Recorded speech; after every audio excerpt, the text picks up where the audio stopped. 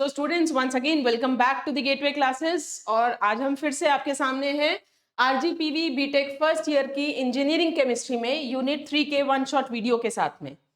जैसा कि आप जानते ही हैं, इसमें आपको कंप्लीट कंटेंट ऑफ यूनिट 3 एक ही वीडियो में मिलेगा।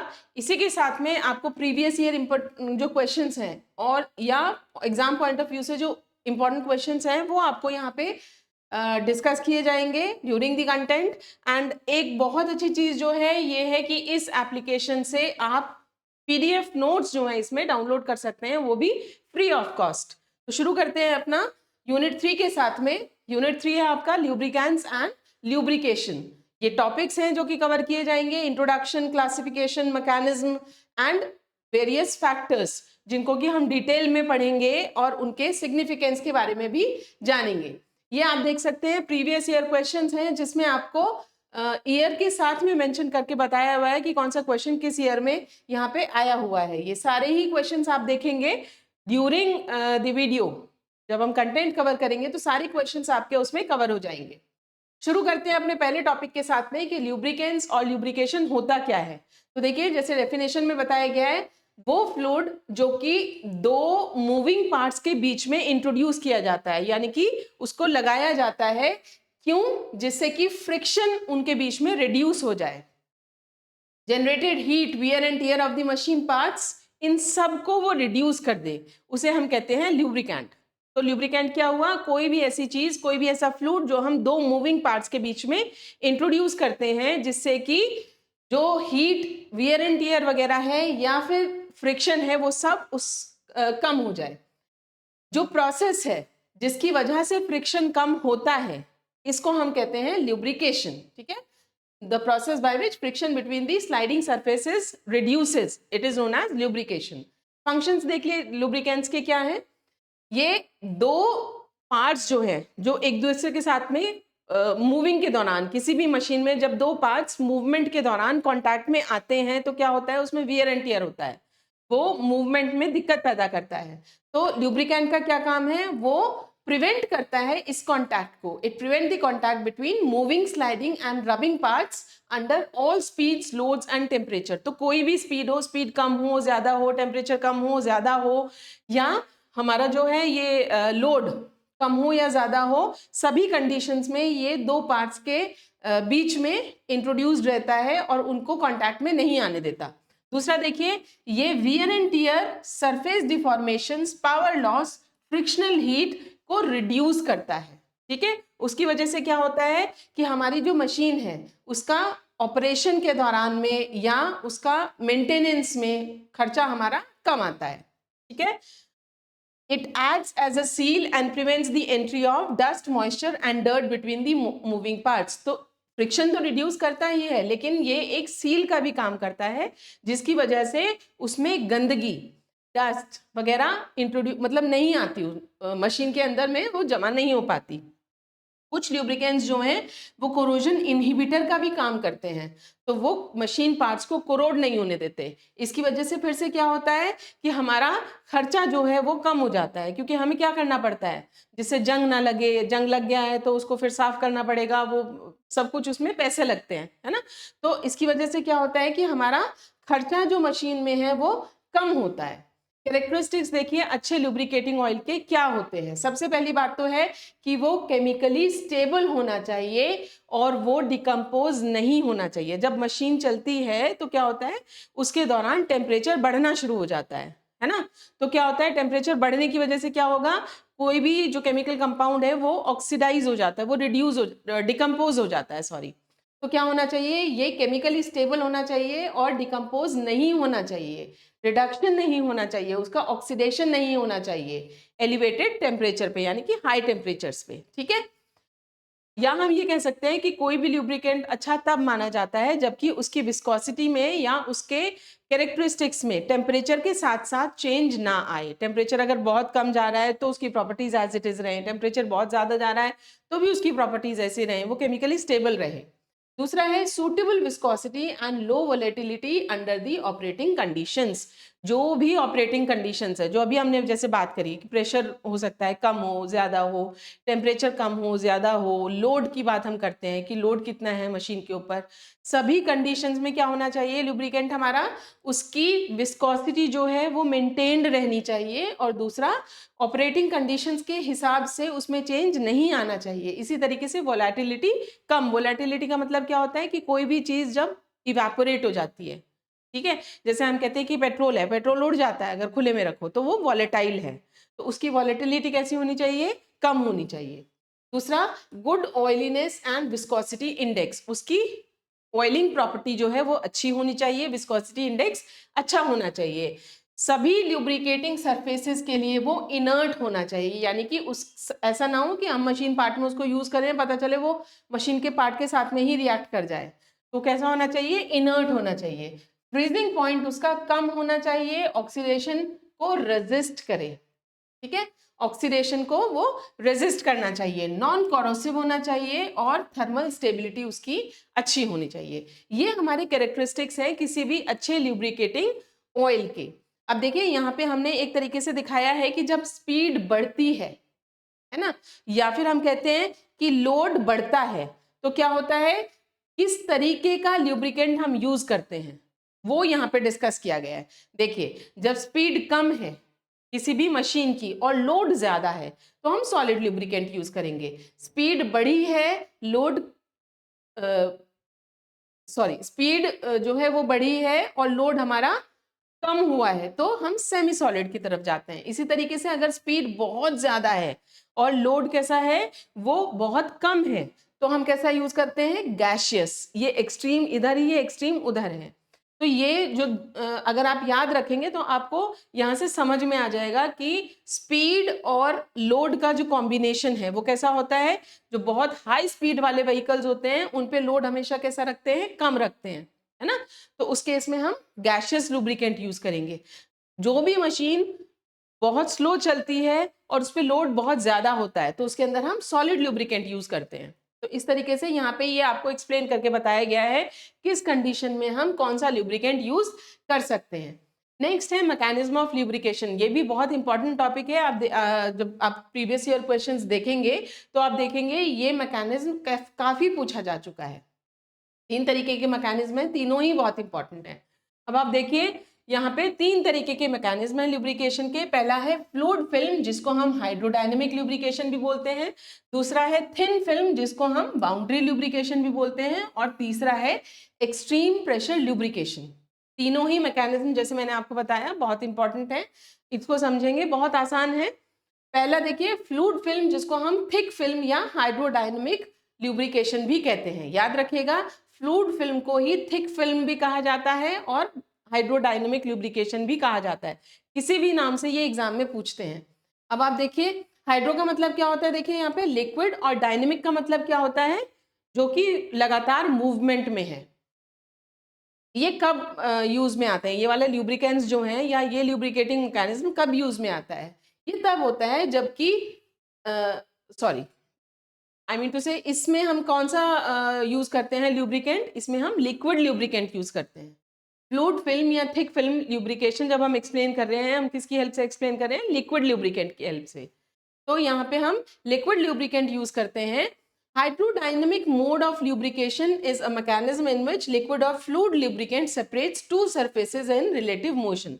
तो lubricant तो खैर होता ही वो है जब भी दो पार्ट्स मशीन के आपस में मोशन में है, रिलेटिव मोशन में है, तो ये क्या होता है, ये lubricant जो है वो क्या करता है, वो दो सरफेसेस को सेपरेट करके रखता है। उसको हम कहते हैं हाइड्रोडायनेमिक मोड, जबकि दो सरफेसेस बिल्कुल कांटेक्ट में आते ही नहीं है। ठीक है, ये वो मैकेनिज्म है। कैसे रखता है, ये सेपरेटेड कैसे रखता है, by creating a pressure wedge between them. तो दोनों सरफेसेस को कांटेक्ट में नहीं आने देता। क्या करता है इसके लिए वो क्या करता है, इन दोनों सरफेसेस के बीच में वो ल्यूब्रिकेंट एक प्रेशर वेज क्रिएट कर देता है जिससे कि दोनों कांटेक्ट में आने से बचे रहते हैं।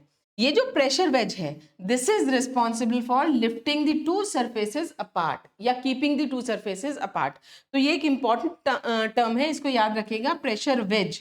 ये प्रेशर वेज का काम होता है कि दोनों को दूर करके रखता है, और इस फिल्म की जो स्ट्रेंथ है उसको हम कहते हैं फिल्म स्ट्रेंथ। ये जो ल्यूब्रिकेंट की फिल्म बनी हुई है दो सरफेसेस के बीच में, उसकी स्ट्रेंथ को कहा जाता है फिल्म स्ट्रेंथ। नेक्स्ट देखिए, इस फिल्म की जो थिकनेस होती है वो कितनी होती है, 1000 एंगस्ट्रॉम। ये इंपॉर्टेंट पॉइंट है, ये याद रखिएगा। इस थिक फिल्म की जो फ्लूइड का फिल्म है उसकी थिकनेस कितनी होती है, 1000 एंगस्ट्रॉम। ठीक है, इसकी वजह से क्या होता है, दोनों सरफेसेस आपस में कांटेक्ट में नहीं आते। It requires that there has to be sufficient speed between the surfaces. तो ये ल्यूब्रिकेटिंग मैकेनिज्म कब होता है, जबकि हमारी हाई स्पीड मूविंग जो मशीन्स हैं उनमें ये काम में आता है ना। तो यहाँ पे हमें ये ध्यान रखना है कि जो दोनों सरफेसेस हैं जो आपस में रगड़ रहे हैं वो क्या है, उसमें मशीनरी की स्पीड जो है वो अच्छी खासी होनी चाहिए, जिसकी वजह से ऑयल वेज बनता है। ठीक है, स्पीड मेंटेन रहनी चाहिए। आप ये डायग्राम यहाँ पे देख सकते हैं, ये हमारा एक मशीन पार्ट है, ये दूसरा मशीन पार्ट है। ठीक है, जिनके बीच में हमने इंट्रोड्यूस किया हुआ है यहाँ पे ये थिक लेयर ऑफ लुब्रिकेंट, जिसको हम प्रेशर वेज बोल रहे हैं। तो ये इस तरीके से दोनों लेयर्स को आपस में नहीं आने देता कांटेक्ट में। आप देखिए इसकी जो थिकनेस है वो कितनी है, 1000 एंगस्ट्रॉम। ठीक, lubricating fluid cover the irregularities of moving या sliding surfaces, forming a thick layer in between them, thus eliminating any metal contact, thus reducing the wear। तो आप देख सकते हैं ये जो दोनों metal surfaces हैं इनके बीच में एक थिक लेयर बना लेता है ये lubricant, जिसकी वजह से इसके कोई भी पार्ट्स आपस में टच नहीं होते। विस्कोसिटी जो है इस lubricant की कैसी होनी चाहिए, जितनी कम हो सकती है उतनी कम हो। विस्कोसिटी काफी कम, जितनी भी हाई स्पीड मशीनरीज होती हैं, है ना, उनमें क्या होता है, उनमें एक बहुत लेयर तब मेंटेन रहती है जबकि उसकी विस्कोसिटी बहुत कम है। ठीक है, कोफिशिएंट ऑफ विस्कोसिटी क्या होती है, 0.001 से 0.03 के बीच में लाई करती है। इस केस में जो फ्लूइड है ना, वो कैसे बनता है, इन this case fluid is formed by mixing of hydrocarbon oils and antioxidants with long chain polymers. तो कैसे तैयार करते हैं ऐसे ल्यूब्रिकेंट को हम, इसमें क्या करते हैं, हाइड्रोकार्बन ऑयल के साथ में हम एंटीऑक्सीडेंट मिला देते हैं। ठीक है, और साथ में क्या होता है, कोई एक पॉलीमर भी इसमें मिला होता है, लॉन्ग चेन पॉलीमर, जिससे कि विस्कोसिटी थ्रू आउट मेंटेन्ड रहेगी। अब ये फ्लूइड फिल्म ल्यूब्रिकेशन जो है वो कहाँ पे काम में आता है, जैसे मैंने आपको बताया, हाई स्पीड मशीन्स जो होती हैं और नाजुक मशीन्स जो डेलिकेट पार्ट्स जो होते हैं, it is useful in delicate and light machines, जैसे कि watches, clocks, guns, scientific equipments. तो आप देख रहे हैं ये सारे इक्विपमेंट्स जो है ये कैसे हैं, ये हल्के इंस्ट्रूमेंट्स हैं, डेलिकेट इंस्ट्रूमेंट्स हैं। एक क्वेश्चन आपका एग्जाम में ये भी आ चुका है, explain the mechanism of lubrication that is used in delicate and light machines। तो याद रखिएगा इस चीज को, delicate और light machines में कौन सा lubrication यूज होता है, fluid film lubrication। ठीक है, जिसको हम और क्या कहते हैं, जिसको हम और बोलते हैं हाइड्रोडायनेमिक ल्यूब्रिकेशन, और क्या बोलते हैं, थिक फिल्म ल्यूब्रिकेशन। तो ये सारे आपको याद रखने पड़ेंगे। ठीक है, ये डायग्राम है जो कि आप ड्रॉ करके दिखाएंगे। नेक्स्ट है आपका थिन फिल्म या बाउंड्री ल्यूब्रिकेशन। पहले जो पढ़ा है वो था थिक फिल्म, ये क्या है, थिन फिल्म या बाउंड्री ल्यूब्रिकेशन, पतली परत जब बनती है। इसमें हम क्या करते हैं, जब भी ये कब यूज में लाया जाता है, जब भी पहले वाला मैकेनिज्म अगर मतलब वहां पे कोई मशीन ऐसी है जिसमें हम थिक फिल्म मेंटेन नहीं कर सकते किसी चीज की। देखो यहाँ पे लिखा भी है, it is done when a thick film can not be maintained between the two moving surfaces, जिससे कि direct metal to metal contact possible है। जो भी ऐसी मशीन्स हैं जिनमें मूवमेंट के दौरान ऐसा हो सकता है कि दो पार्ट्स जो हैं वो आपस में कांटेक्ट में आए, उस केस में हम क्या यूज करते हैं, थिन फिल्म ल्यूब्रिकेशन।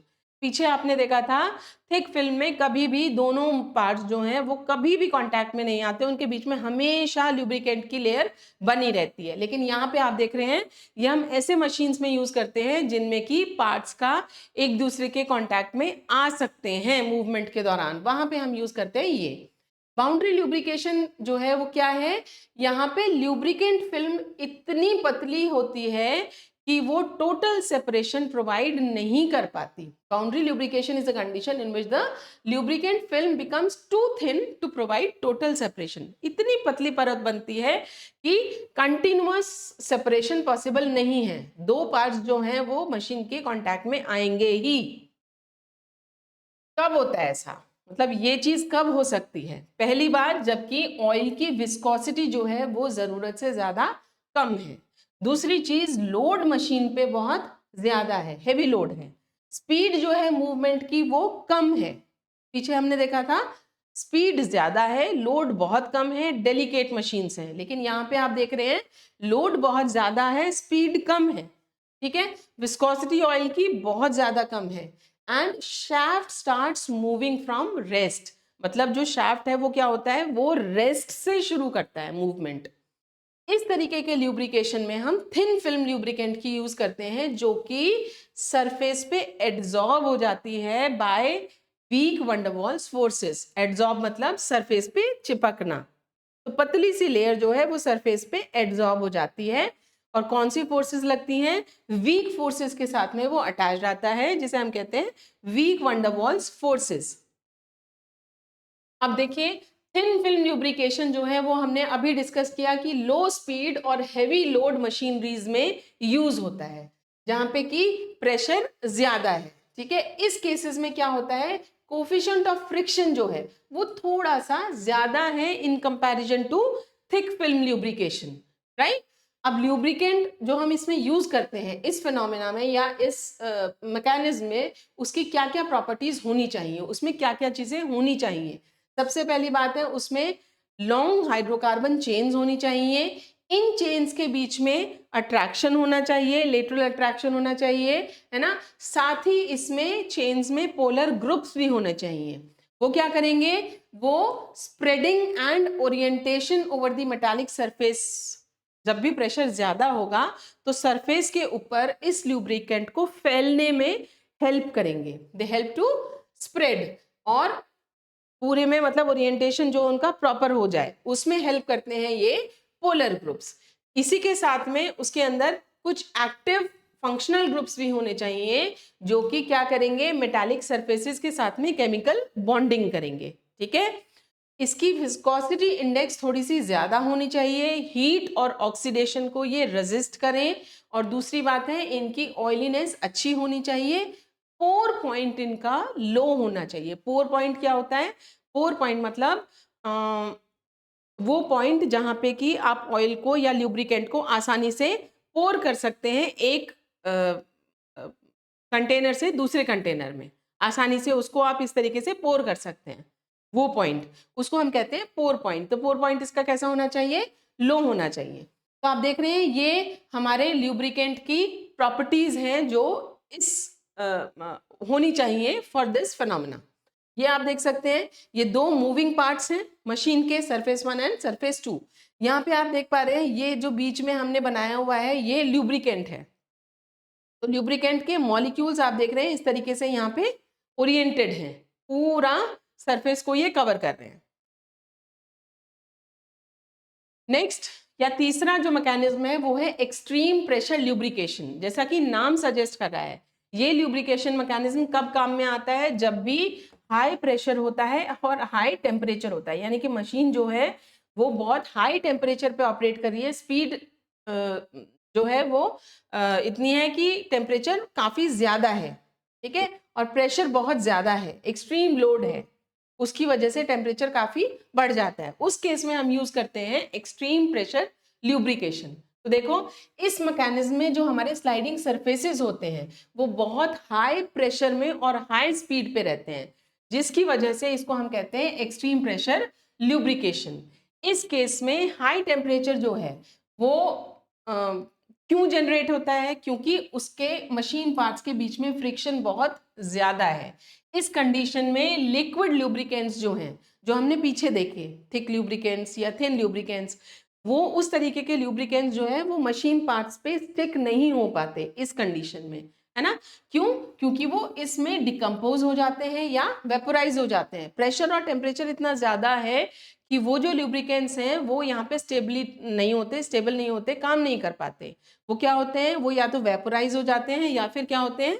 डिकम्पोज हो जाते हैं, खराब हो जाते हैं। इन प्रॉब्लम्स को मिनिमाइज करने के लिए क्या किया जाता है? स्पेशल एडिटिव्स मिलाए जाते हैं मिनरल ऑयल्स में। ठीक है, आप देख रहे हैं ना, मिनरल ऑयल्स में क्या करते हैं हम? स्पेशल एडिटिव्स, स्पेशल कंपाउंड्स मिलाए जाते हैं जो कि इन कंडीशंस पे भी काम कर सके। अब ये जो एडिटिव्स हैं ये क्या करते हैं? ये ड्यूरेबल फिल्म बनाते हैं मेटल सरफेसेस पे, मतलब कि वो फिल्म ऐसी बनाते हैं जो कि उस पर चिपकी रहे। ड्यूरेबल मतलब लॉन्ग लास्टिंग, जो कि हाई लोड को और हाई टेम्परेचर को सह सके, उसमें काम कर सके। ठीक है, जो एडिटिव्स की हम बात कर रहे हैं वो कौन कौन से हो सकते हैं? कोई भी ऑर्गेनिक कंपाउंड्स हो सकते हैं जिनमें ये प्रॉपर्टीज हों, जैसे कि क्लोराइड, सल्फाइड, फॉस्फोरस, है ना? ये क्या करते हैं? ये मेटालिक सरफेस के साथ में रिएक्ट करते हैं। ये जो आप देख रहे हैं एडिटिव्स, क्लोराइड, सल्फाइड्स, फास्फोरस वगैरह, ये क्या करते हैं? मेटालिक सरफेस के साथ में रिएक्ट करते हैं, है ना, टू फॉर्म मेटालिक कंपाउंड्स। ठीक है, they possess high melting points and serves as good lubricants under extreme pressure and temperature। ठीक है, तो ये आप याद रखिएगा। नेक्स्ट हम बात करेंगे ल्यूब्रिकेंट्स कितनी तरीके के होते हैं, यानी उनकी क्लासिफिकेशन। तो उनके फिजिकल स्टेट के बेसिस पे ल्यूब्रिकेंट्स को हम क्लासिफाई कर सकते हैं into liquid lubricants, semi solid lubricants and solid lubricants. Gaseous lubricants भी होते हैं। सबसे पहले हम बात करते हैं लिक्विड ल्यूब्रिकेंट्स की। लिक्विड ल्यूब्रिकेंट्स में देखिए ये सारे जो हैं वो कैटेगराइज किए गए हैं अंडर लिक्विड ल्यूब्रिकेंट्स। जैसे आप देख सकते हैं वेजिटेबल ऑयल्स हैं, एनिमल ऑयल्स हैं, मिनरल ऑयल्स हैं, या फिर ब्लेंडेड ऑयल्स हैं, डोप्ड ऑयल्स हैं, कंपाउंड ऑयल्स हैं, सिंथेटिक ऑयल्स हैं। ये सारे जो हैं ये क्या है? ये लिक्विड ल्यूब्रिकेंट्स हैं। अब एक एक करके हम इनको डिस्कस करेंगे, कहाँ पे कौन सी मशीन में कौन सा ल्यूब्रिकेंट हम यूज कर सकते हैं वो हम डिस्कस करेंगे। ये हमने अभी पहले भी एक डायग्राम में शो करने की कोशिश की थी कि कौन सा ल्यूब्रिकेंट हम किस कंडीशन में यूज करते हैं। सबसे पहले देखिए लिक्विड ल्यूब्रिकेंट्स। तो लिक्विड ल्यूब्रिकेंट्स क्या करते हैं? ये दो मूविंग सरफेसेस के बीच में फ्रिक्शन को, वियर टियर को घटा देते हैं। किस तरीके से घटाते हैं? क्योंकि ये एक कंटिन्यूअस फ्लूइड फिल्म बनाते हैं दोनों सरफेसेस के बीच में। ठीक है, और इसके साथ में ल्यूब्रिकेशन, एक तरीके से हम कह सकते हैं ल्यूब्रिकेशन के साथ साथ ये और भी कुछ चीजें करते हैं, जैसे कि देखिए कूलिंग मीडियम, यानी ये मशीन पार्ट जो आपस में रब हो रहे हैं उनका टेम्परेचर क्या होगा? धीरे धीरे बढ़ना शुरू हो जाता है। तो ये ल्यूब्रिकेशन के साथ साथ टेम्परेचर को भी कंट्रोल करते हैं, ये कूलिंग का काम करते हैं। They act as cooling medium. साथ ही they act as sealing agent. जैसे हमने पहले पढ़ा भी था कि ये एक सील की तरीके से बना लेते हैं, जिसकी वजह से डस्ट वगैरह जो है वो बची रहती है, वो मशीन में एंटर नहीं कर पाती। They also act as corrosion preventers. तो ये टॉपिक्स हम पहले डिस्कस कर चुके हैं। ल्यूब्रिकेटिंग ऑयल्स को हम फर्दर क्लासिफाई कर सकते हैं into animal and vegetable oils. ये एनिमल एंड वेजिटेबल ऑयल्स क्या होते हैं? इनमें ऑयलीनेस बहुत अच्छी होती है, लेकिन ये कैसे होते हैं? महंगे होते हैं। ये ऑक्सीडेशन अंडरगो करते हैं थोड़ा जल्दी and get thicken on coming in contact with air. तो ये इनका ड्रॉबैक है कि इनका ऑक्सीडेशन हो जाता है, और जब भी ये हवा के कांटेक्ट में आएंगे तो क्या होते हैं? ये गाढ़े हो जाते हैं, दे बिकम थिक। इसी के तरीके से इनकी हाइड्रोलाइज करने की भी टेंडेंसी होती है। हाइड्रोलाइज मतलब पानी में घुलने की टेंडेंसी होती है। ठीक है, जब कब होता है ऐसा? जबकि ये मॉइस्ट एयर या एक्वस मीडियम की कांटेक्ट में आते हैं। तो ये इनकी ड्रॉबैक्स हैं। ऊपर जो हमने डिस्कस किया, ये ऑयलीनेस इनकी अच्छी है लेकिन महंगे हैं, डिकम्पोज हो जाते हैं, ऑक्सीडाइज हो जाते हैं, पानी में घुल जाते हैं। अगर ये नमी वाली एयर के साथ में लगातार कांटेक्ट में है या किसी एक्वस मीडियम के साथ कांटेक्ट में आए तो वहां पे घुल जाते हैं उनमें और हाइड्रोलाइज हो जाते हैं, जिसको हम कहते हैं। हवा के कांटेक्ट में आके ये गाढ़े हो जाते हैं, ये इनका ड्रॉबैक्स है। दूसरा है मिनरल या पेट्रोलियम ऑयल। तो यहाँ भी हमने बात करी थी एनिमल एंड वेजिटेबल ऑयल की, अब हम बात कर रहे हैं मिनरल एंड पेट्रोलियम ऑयल्स की। ये कैसे मिलते हैं? जब हम पेट्रोलियम का, क्रूड पेट्रोलियम का डिस्टिलेशन करते हैं तो हमें मिलते हैं मिनरल या petroleum oils. They are most widely use lubricant, सबसे आम कॉमनली यूज होने वाले ल्यूब्रिकेंट्स हैं ये। क्यों? क्योंकि ये सस्ते हैं। ठीक है। दूसरी बात, काफी अबंडेंस में अवेलेबल हैं, काफी मात्रा में ये मिल जाते हैं। और सर्विस कंडीशंस, जो भी सर्विंग कंडीशंस है मशीन की, उनमें ये स्टेबल भी रहते हैं, मतलब जल्दी से खराब भी नहीं होते। लेकिन इनकी ऑयलीनेस बहुत अच्छी नहीं है। अगर हम इनसे कंपेयर करें तो इनकी ऑयलीनेस अच्छी नहीं है, और इनमें साथ में कुछ इम्प्योरिटीज भी पाई जाती हैं, जैसे कि आप देख सकते हैं यहाँ पे सल्फर कंपाउंड, गम, वैक्सी इम्प्योरिटीज और कुछ कलर्ड इम्प्योरिटीज इनमें पाई जाती हैं। तो इनकी कंपैरिजन में अच्छे हैं ये। क्यों अच्छे हैं? क्योंकि थोड़ा सा स्टेबल है, हर तरीके की कंडीशन में काम में आ जाते हैं, काफ़ी मात्रा में पाए जाते हैं, अवेलेबल हैं, लेकिन साथ में इनकी ऑयलीनेस कम है और इनमें इम्प्योरिटीज थोड़ी सी देखने को मिलती हैं। तीसरे हैं ब्लेंडेड ल्यूब्रिकेटिंग ऑयल्स। ब्लेंडिंग का मतलब देखो क्या होता है? ब्लेंडिंग का मतलब होता है जब हम चीज़ों को मिक्स कर देते हैं, ब्लेंड कर देते हैं। तो ये ब्लेंडिंग ल्यूब्रिकेटिंग ऑयल्स क्या होते हैं? जो कि मिक्सचर से बनते हैं। तो सेटिस्फैक्ट्री ल्यूब्रिकेंट बनाने के लिए, जिससे कि हम जो कैरेक्टरिस्टिक्स उसमें चाहते हैं वो उसमें मिल जाएं, हम क्या करते हैं? एडिटिव्स मिलाते हैं उसके अंदर में। किसी भी ऑयल के अंदर में हम एडिटिव्स, एडिटिव्स क्या बोलेंगे, किसको बोलेंगे? कोई भी चीज जो हम उसमें ऐड कर रहे हैं वो एडिटिव है। तो अपनी ल्यूब्रिकेंट को वो प्रॉपर्टीज लाने के लिए जो हमें चाहिए, हम क्या करते हैं? उस ल्यूब्रिकेंट में कुछ चीजें ऐड कर देते हैं, उनको हम कहते हैं ब्लेंडेड ऑयल्स। अब एडिटिव क्या होता है? एडिटिव कोई भी ऐसा मटेरियल हो सकता है जो कि हमारे ल्यूब्रिकेंट में डिजायर्ड प्रॉपर्टी को इंट्रोड्यूस कर रहा है। ठीक है। जैसे कि मैं चाहती हूँ कि मेरा ल्यूब्रिकेंट ऑयल जो है वो बहुत गाढ़ा ना हो, तो मैं क्या करूंगी? कोई भी गाढ़ा ल्यूब्रिकेंट जो मुझे अवेलेबल है उसमें कोई ऐसी चीज मिला दूंगी जिससे कि वो थोड़ा सा पतला हो जाए, है ना, उसकी विस्कोसिटी जो है वो कम हो जाए। तो जो मैंने मिला दिया वो है एडिटिव, और ये मेरा क्या बन गया? ये मेरा ब्लेंडेड ऑयल बन गया। It may also enhance a desirable property that the lubricating oil already possess to some degree. तो कुछ तो हम ऐसा कर सकते हैं कि कोई नई प्रॉपर्टी इंट्रोड्यूस करना चाहते हैं तो भी हम ऐड कर सकते हैं कोई और चीज, या जो प्रॉपर्टी लुब्रिकेंट में ऑलरेडी है लेकिन हम उसको एनहांस करना चाहते हैं, बढ़ाना चाहते हैं, तो भी हम कोई चीज ऐड कर सकते हैं। तो हम इस तरीके से ब्लेंडेड ऑयल तैयार कर सकते हैं। लास्ट है हमारा सिंथेटिक लुब्रिकेंट। सिंथेटिक आप समझते ही हैं, सिंथेटिक जो कि सिंथेसाइज, बनाया जा रहा है स्पेशली। तो ये स्पेशली सिंथेसाइज किए जाते हैं जिससे कि जो ऑपरेटिंग कंडीशंस हैं, जो एक्सट्रीम कंडीशंस हैं, उनको मीट करने के लिए उस पे मशीन अच्छी तरीके से परफॉर्म करे, है ना, उसके लिए इन सिंथेटिक लुब्रिकेंट्स को बनाया जाता है। So they are specially synthesized to meet the severe operating conditions so that they can perform well over a wide range of temperatures from -50 to 260। अब आप टेम्परेचर रेंज देखो कितनी वेरिएशन है, -50 से 260 तक, इतने हाई टेम्परेचर तक ये काम कर सके इस वेरिएशन पे, तो हम सिंथेसाइज करते हैं ल्यूब्रिकेंट्स को। स्पेशल ल्यूब्रिकेंट्स एक तरीके से इनको हम कह सकते हैं। ये ल्यूब्रिकेंट्स जो है इनका फ्रीजिंग पॉइंट बहुत कम होता है, विस्कोसिटी इंडेक्स इनका काफी ज्यादा होता है, and they are non flammable. Non flammable मतलब जो आग नहीं पकड़ते। हाई टेम्परेचर पे ऐसा भी तो हो सकता है कि तेल आग पकड़ ले या ल्यूब्रिकेंट आग पकड़ ले, तो ये कैसे हैं? नॉन फ्लेमेबल है। अब देखिए, poly alkene glycols, silicones, chlorinated and fluorinated hydrocarbons, organic amines, imines, oxides, ये सब इंपॉर्टेंट सिंथेटिक ऑयल्स की कैटेगरी में आते हैं। एडवांटेजेस देखिए सिंथेटिक लुब्रिकेंट्स के क्या हैं? इनकी थर्मल स्टेबिलिटी बहुत अच्छी है, आप देख सकते हैं लो टेम्परेचर पे, हाई टेम्परेचर पे ये काम कर रहे हैं। ऑपरेटिंग कंडीशंस अगर हाई टेम्परेचर वाली हैं, हाई प्रेशर वाली हैं, तो भी थर्मल स्टेबिलिटी इनकी बहुत अच्छी है। विस्कोसिटी इंडेक्स इनका बहुत अच्छा है। फ्लैश पॉइंट, फायर पॉइंट इनका काफ़ी ज़्यादा है।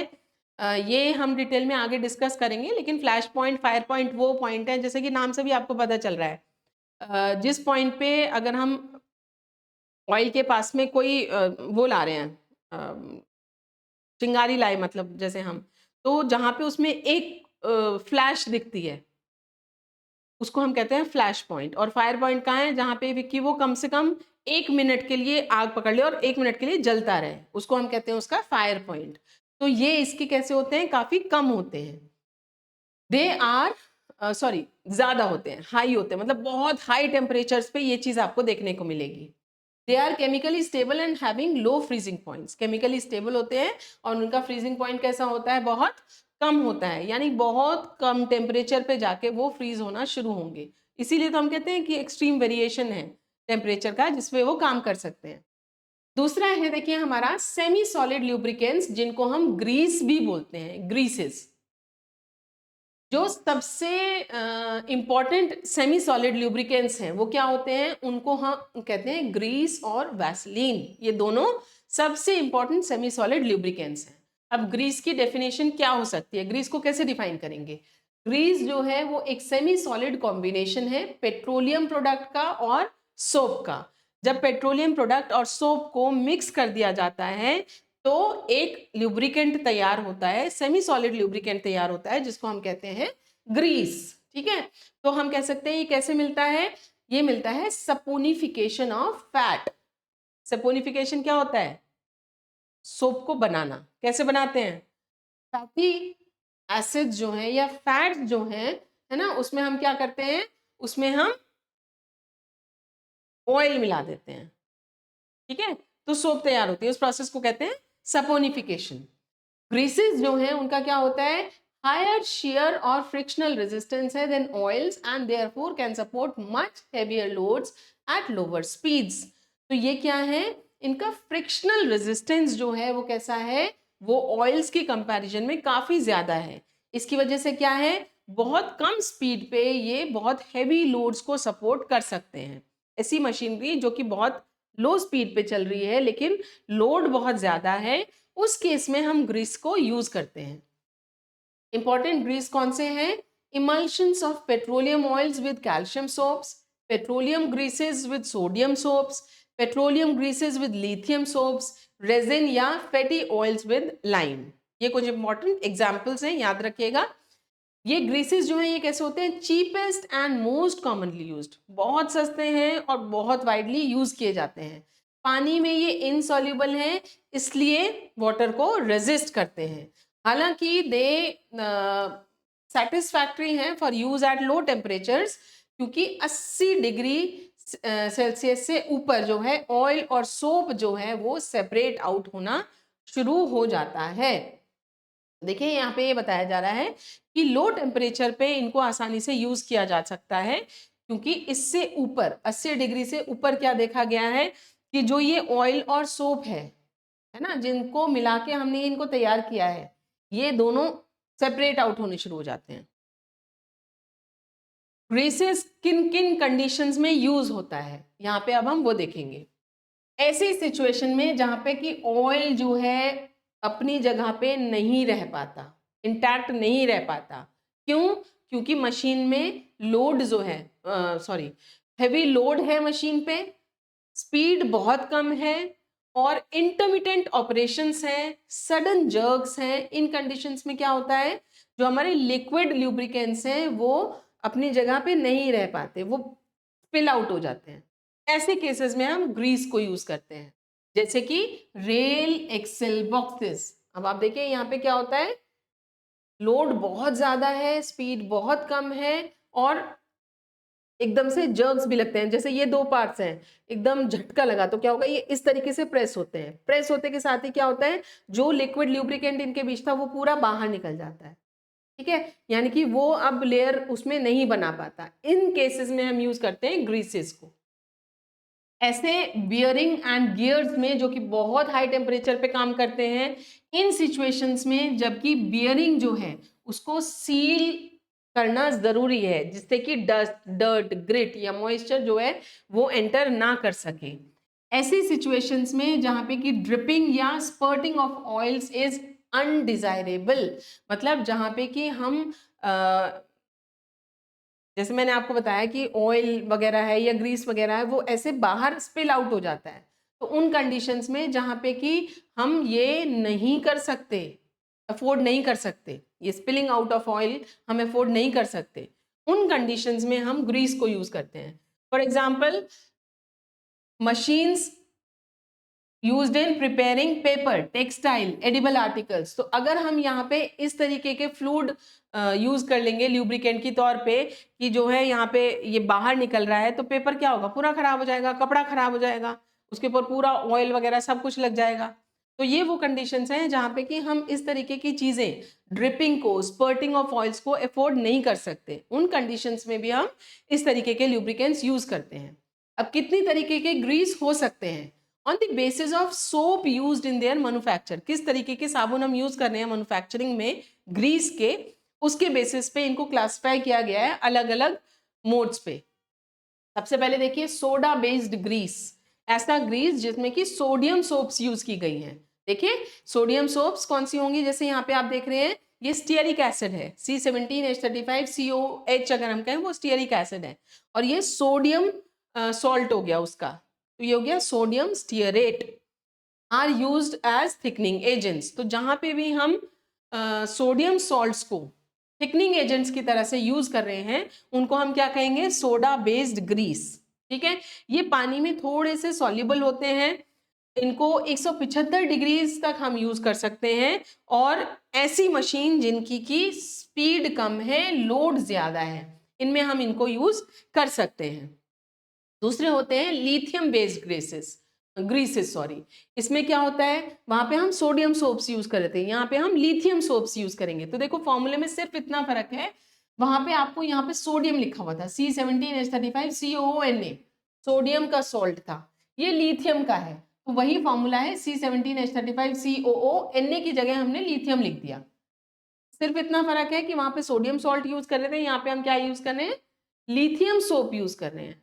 ठीक है, ये पानी में सॉल्युबल नहीं होते, इनका टेम्परेचर वेरिएशन जो है, जो ये झेल सकते हैं, काफी ज्यादा है, -55 से देखिए 155 डिग्रीज तक हम इसको यूज कर सकते हैं। कहाँ कहाँ यूज में आते हैं, सैटेलाइट्स में, एयरक्राफ्ट्स वगैरह में। ठीक, तीसरा है हमारा कैल्शियम ग्रीस या कॉमन ग्रीस। यहाँ पे हम क्या कर रहे हैं, यहाँ पे हम कैल्शियम सोप्स यूज करेंगे। तो आप देख रहे हो ना यहाँ पे फॉर्मूला, वही फॉर्मूला लेंगे, क्योंकि लिथियम जो है, देखो लिथियम जो है इसके ऊपर क्या होता है, +1 चार्ज होता है, सोडियम जो है उस पर कैसा चार्ज होता है, +1 चार्ज होता है। लेकिन जब हम कह रहे हैं कैल्शियम ग्रीस, तो हम क्या यूज कर रहे हैं, हम कैल्शियम की सोप्स यूज कर रहे हैं, कैल्शियम पे +2 चार्ज होता है। ठीक है, और अगर जब हम लिख रहे हैं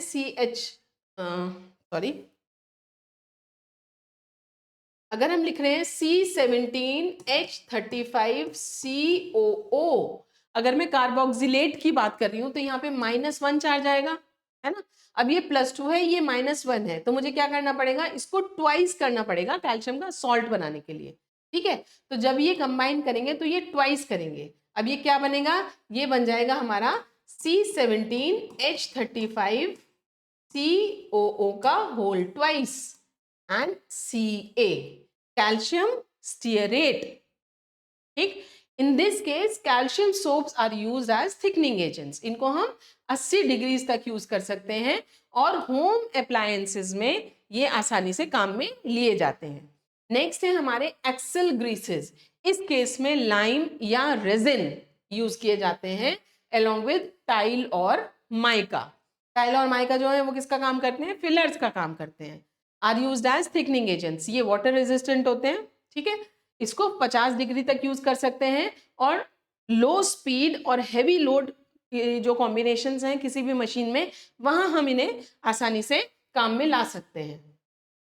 तीसरी तरीके के ल्यूब्रिकेंट्स हैं हमारे सॉलिड ल्यूब्रिकेंट्स। तो अब तक हमने देखिए लिक्विड ल्यूब्रिकेंट्स पढ़ लिया है, सेमी सॉलिड ल्यूब्रिकेंट्स पढ़ लिया है, जिनको कि हम ग्रीस बोल रहे थे, और लास्ट में अब ये हमारे सॉलिड ल्यूब्रिकेंट्स। सॉलिड ल्यूब्रिकेंट्स कहाँ पे यूज करते हैं, ये वहां यूज करते हैं जहां पे कि ल्यूब्रिकेटिंग फिल्म जो है वो मतलब सीधी सी बात है कि जहां पे भी जिस भी कंडीशन में हम लिक्विड ल्यूब्रिकेंट्स को यूज नहीं कर सकते, ठीक है, वहां पे हम सॉलिड ल्यूब्रिकेंट यूज करते हैं। जहाँ पे कि ऐसी मशीन्स हैं कि अगर हम लिक्विड ल्यूब्रिकेंट डालेंगे तो वो अपनी जो फिल्म बनाता है दो सरफेसेस के बीच में, वो कंटिन्यूअस या स्टेबल नहीं रह पाती, वो पूरी बाहर स्पिल आउट हो जाएगा, है ना। तो उस केस में हम यूज करते हैं solid lubricant.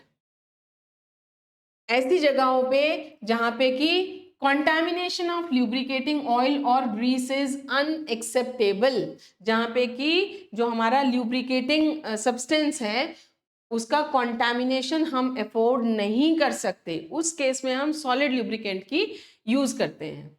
The operating temperature और load is too high even for a semi solid lubricant to remain in position. तो हमने देखा था कि सेमी सॉलिड ल्यूब्रिकेंट हम तब यूज करते हैं जबकि टेम्परेचर बहुत ज्यादा है, लोड बहुत ज्यादा है, जहां पे कि लिक्विड ल्यूब्रिकेंट जो है वो अपनी परत बना के नहीं रह पाता, जर्क लगता है या ऐसी कंडीशंस आती है जहाँ पे कि वो जो ऑयल है, लिक्विड ल्यूब्रिकेंट है, वो स्पिल आउट हो जाता है ना। लेकिन अगर ऐसी कंडीशंस है कि जहाँ पे सेमी सिंथेटिक ल्यूब्रिकेंट भी अपनी जगह नहीं रह पाता, वो स्टेबल नहीं रह पाता, उस कंडीशन में हम यूज करते हैं सॉलिड ल्यूब्रिकेंट। यानी कि उसकी कंपैरिजन में भी जहाँ पे सेमी सॉलिड यूज कर रहे हैं उसकी कंपैरिजन में भी टेम्परेचर बहुत ज़्यादा है, लोड बहुत ज़्यादा है, एक्सट्रीम कंडीशंस हैं, वहां पे हम यूज करते हैं सॉलिड ल्यूब्रिकेंट जिससे कि वो अपनी पोजीशन पे रह सके। Combustible lubricants must be avoided, ऐसी कंडीशन जहां पे कि कोई भी ऐसा ल्यूब्रिकेंट हम यूज नहीं कर सकते जो कि कंबस्ट हो जाता हो, मतलब जल जाता हो बहुत हाई टेम्परेचर पे, जो कि आग पकड़ लेता हो, वो हम अफोर्ड नहीं कर सकते। इन कंडीशंस में हम यूज करते हैं सॉलिड ल्यूब्रिकेंट को। सॉलिड ल्यूब्रिकेंट जो है वो या तो ड्राई पाउडर की फॉर्म में यूज कर सकते हैं हम, या फिर उनको हम मिक्स कर सकते हैं पानी या तेल में। Solid fill up the low spots in the surfaces of moving parts and form solid films which have low frictional resistance। तो ये क्या करते हैं, जो मूविंग पार्ट्स हैं उनके जो भी ऐसे हिस्से हैं, लो पार्ट्स हैं, है ना, लो स्पॉट्स हैं, उनमें ये अपने आप को भर लेता है।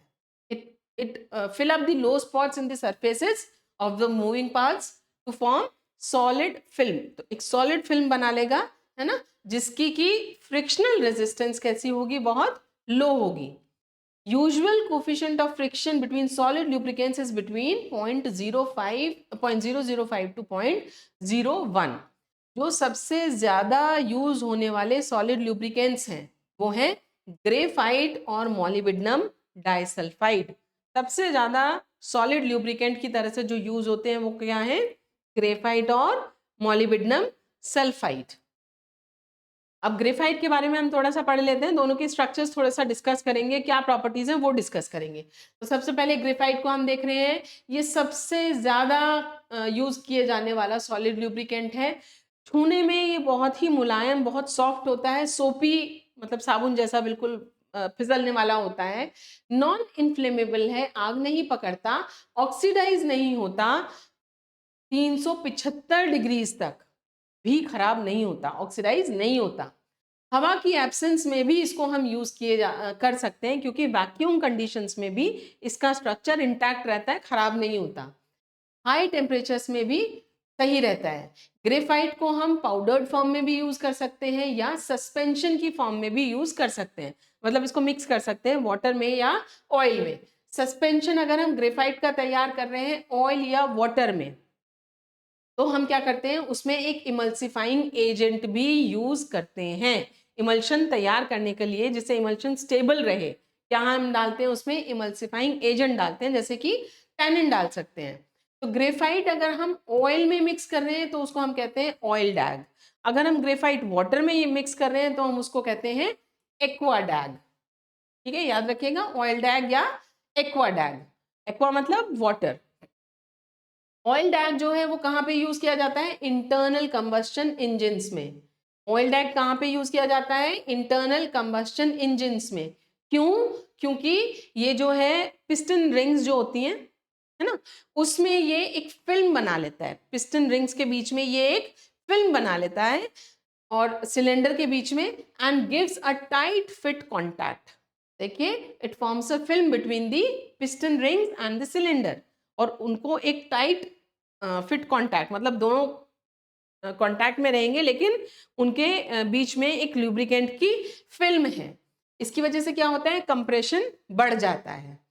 दूसरी तरफ एक्वाडैग जो है, ये कहाँ पे यूज किया जाता है, जब when a lubricant free from oil is needed.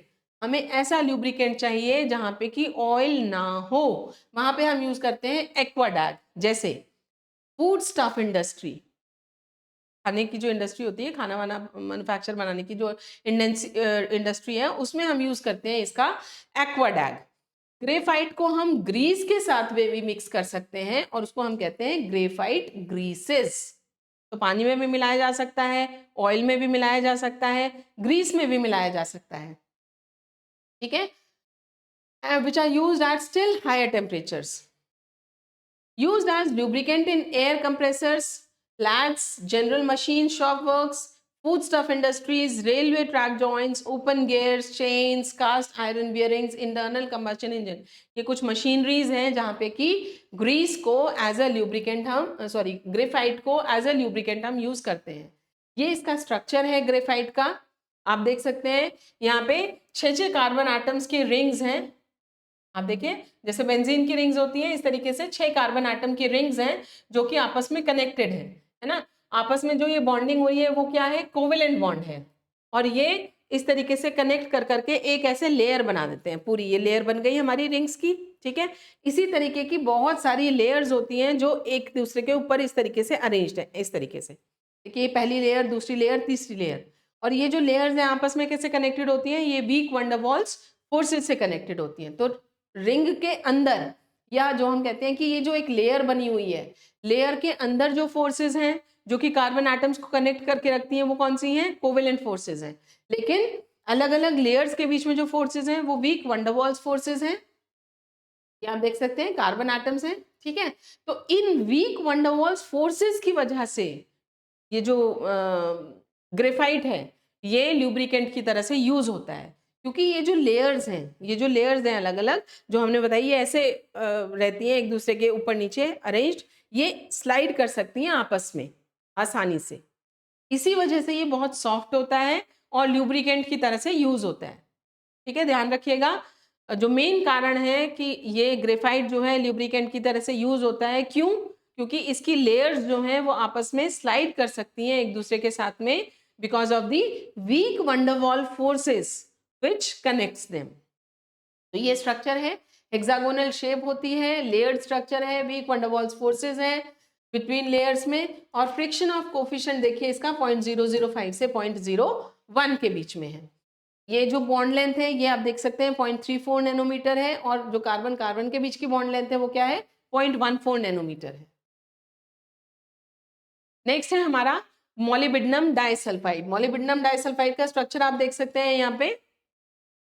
इसमें poor interlaminar attraction is responsible for low shear strength in the direction parallel to the layers, ठीक है।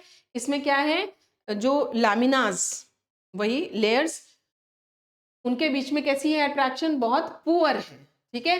यहाँ पे भी वही स्लाइडिंग वाला चक्कर है। इस पुअर अट्रैक्शन के चक्कर में क्या होता है, लो शेयर स्ट्रेंथ है लेयर की, जो लेयर्स बनी हुई हैं इनकी पैरेलल में जो डायरेक्शन है ना, उसमें जो स्ट्रेंथ है वो बहुत लो है। इसकी वजह से क्या होता है, इसकी कोफिशिएंट जो है, कोफिशिएंट ऑफ फ्रिक्शन जो है वो काफी कम हो जाता है, और ये साथ ही स्टेबल है in the air up to 400 degree Celsius. देखो कितना ज्यादा है। It can be use as a dry powder और ऑयल डैग और एक्वाडैग और ग्रीस। तो ग्रेफाइट की तरीके से ही हम इसको यूज कर सकते हैं।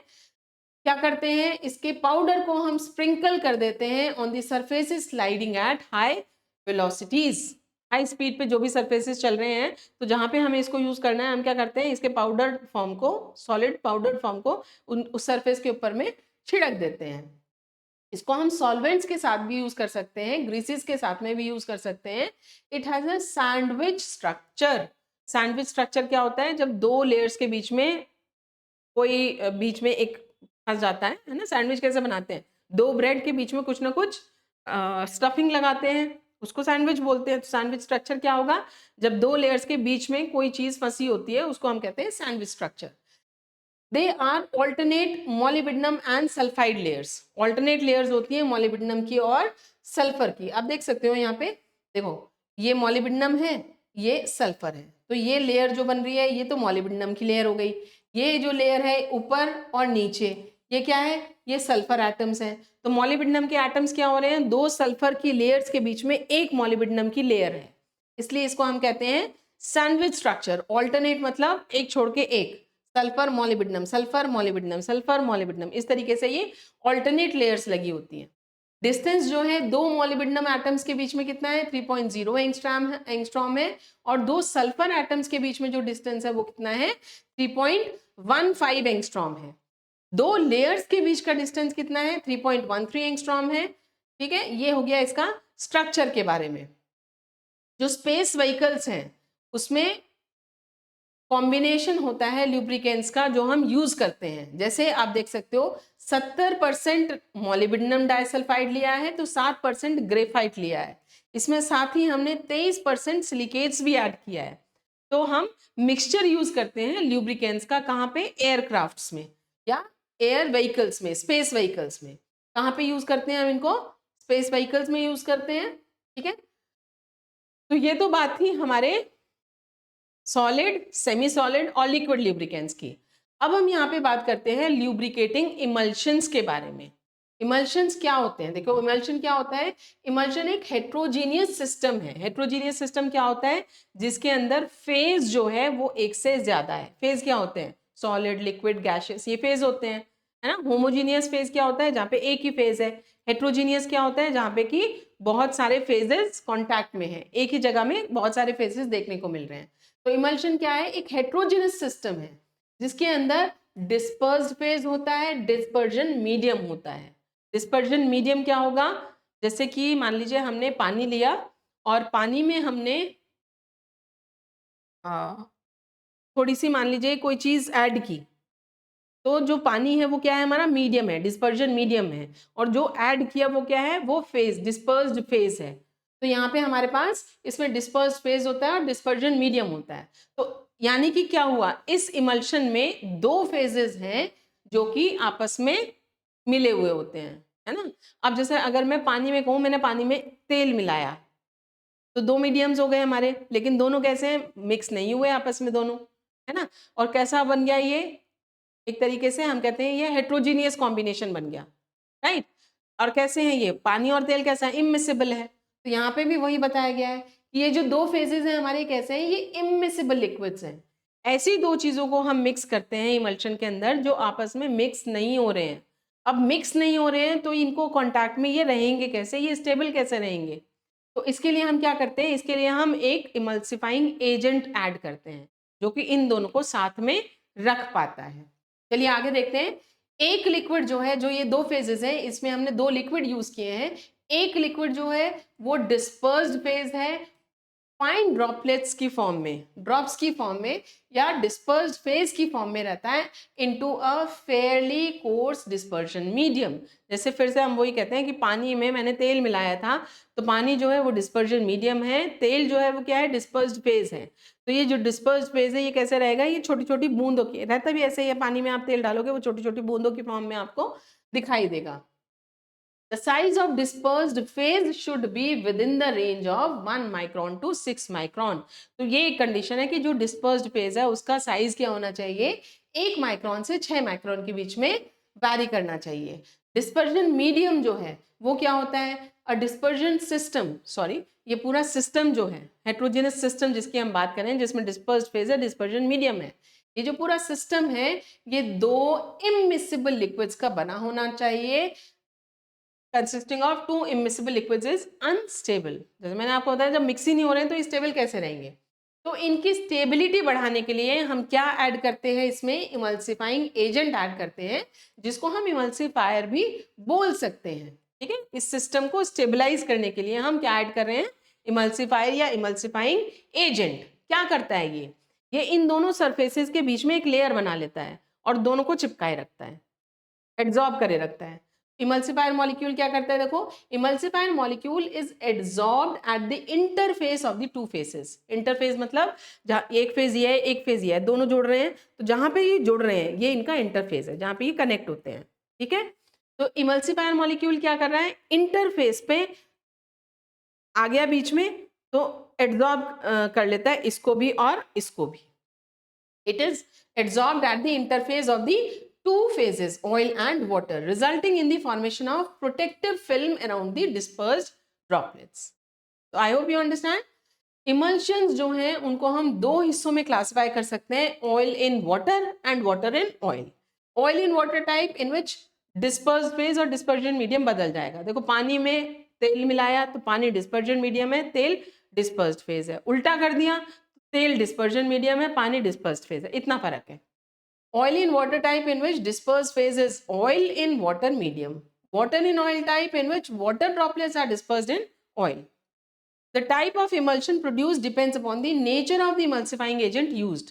तो हमारा जो नेचर है इसका डिपेंड करेगा किस पे, इमल्सिफाइंग एजेंट हमने कौन सा यूज किया है। जैसे जब हम सोडियम ओलिएट को यूज करते हैं एज एन इमल्सिफाइंग एजेंट, तो oil in water emulsion is formed, ठीक है। लेकिन अगर हम सोप को यूज करें, है ना, तो क्या होता है, but if soap with a bivalent cation is employed से calcium oleate, water in oil type emulsion is used. तो किस तरीके का इमल्सिफाइंग एजेंट आप यूज कर रहे हैं उस पर डिपेंड करता है कि आपका जो सिस्टम है वो कैसा बना है, ऑयल इन वाटर है या वाटर इन ऑयल है। एग्जाम्पल आपको यहाँ पे कोट करके बताए गए हैं। नेक्स्ट टॉपिक है हमारा प्रॉपर्टीज ऑफ ल्यूब्रिकेंट्स। काफी इंपॉर्टेंट है ये, जो काफी सारी प्रॉपर्टीज हैं और सभी बहुत इंपॉर्टेंट है। आप देख सकते हो कितना वाइडली पूछे जाने वाला ये टॉपिक है। सबसे पहली प्रॉपर्टी जो हम डिस्कस करेंगे वो है विस्कोसिटी। विस्कोसिटी आप सभी क्या जानते हैं क्या होता है, किसी भी फ्लूइड की वो प्रॉपर्टी जो कि उसके फ्लो को रेजिस्ट करे, जो उसको बहने से रोके, उसको हम कहते हैं उसकी viscosity. Viscosity is the property of a fluid that determines its resistance to flow. Resistance मतलब रोकना, फ्लो करने से जो प्रॉपर्टी रोकती है किसी भी लिक्विड की, उसको हम कहते हैं उसकी विस्कोसिटी। और हम इसको कैसे डिफाइन कर सकते हैं, it is the force in dynes required to move 1 square centimeter of the liquid over another surface with a velocity of 1 centimeter per second. Scientific definition इसकी क्या है, विस्कोसिटी वो फोर्स है जिसको हम डाइंस में लेते हैं, जो कि चाहिए क्या करने के लिए, 1 स्क्वायर सेंटीमीटर लिक्विड को दूसरे सरफेस पे फ्लो करने के लिए, कौन सी स्पीड से, 1 सेंटीमीटर पर सेकेंड की स्पीड से फ्लो करने के लिए जो फोर्स चाहिए उसको हम कहते हैं विस्कोसिटी। यूनिट क्या है इसकी, पॉइस, ठीक है। And it is an indicator of flow ability of lubricating oil. जैसे हम कहते हैं कि किसी भी चीज की विस्कोसिटी बहुत कम है तो उसकी फ्लूइडिटी कैसे होगी, अच्छी हो जाएगी। विस्कोसिटी ज्यादा है तो फ्लूइडिटी कैसी हो जाएगी, कम हो जाएगी। जैसे शहद है, विस्कोसिटी ज्यादा होती है, फ्लो अच्छे से नहीं कर पाता। पानी है, विस्कोसिटी बहुत कम है, बहुत बढ़िया से फ्लो करता है। The lower viscosity greater will be the flow ability, right?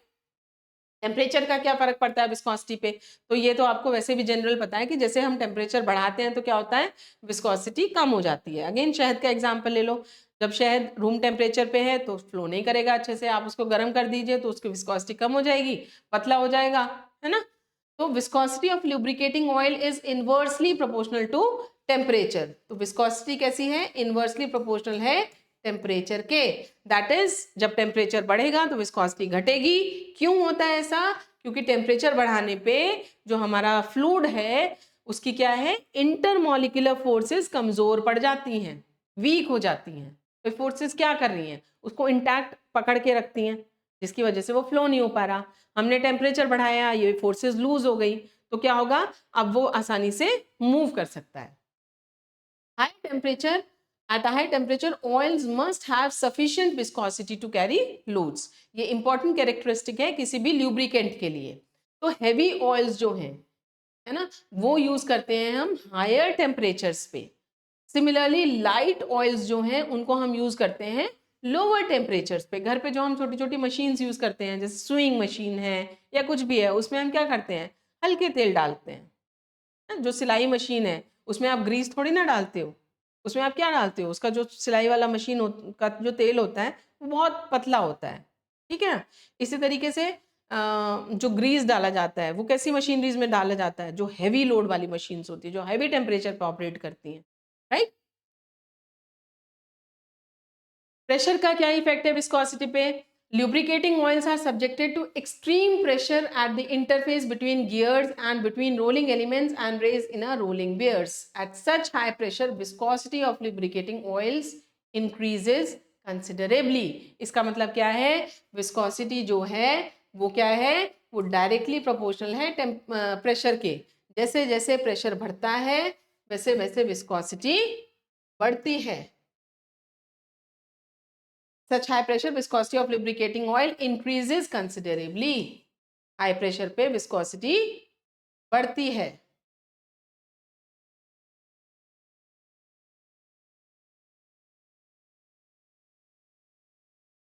Significance देखिए वेलोसिटी का, इसका वेलोसिटी का सिग्निफिकेंस क्या है? विस्कोसिटी जो है वो हेल्प करती है इन selecting a good lubricating oil. जैसे कि हल्के तेल जो हैं, लाइट ऑयल्स, वो डेंसिटी कम होती है उनकी और उनकी फ्लो करने की टेंडेंसी बहुत अच्छी है। इन ऑयल्स को हम ऐसे मूविंग पार्ट्स में यूज कर सकते हैं जहां पे कि high speed promotes the formation of good oil film, है ना। विस्कोसिटी वैल्यूज को हम कहाँ यूज करते हैं? In evaluating load carrying capacity. किसी भी मशीन की लोड कैरिंग कैपेसिटी को इवेलुएट कर सकते हैं हम विस्कोसिटी की हेल्प से। In denoting the effect of temperature changes, for establishing uniformity in shipments and for determining the presence of contaminants in used oil during absolute. तो ये कुछ कंडीशंस हैं जिनको हेल्प करती हैं सिग्निफाई करने में हमारी विस्कोसिटी। कैसे हम विस्कोसिटी को, किसी भी फ्लूइड की विस्कोसिटी को कैसे बता सकते हैं कि इसकी कितनी विस्कोसिटी है? उसके लिए जो पैरेटस यूज होता है उसका नाम है रेडवुड विस्कोमीटर।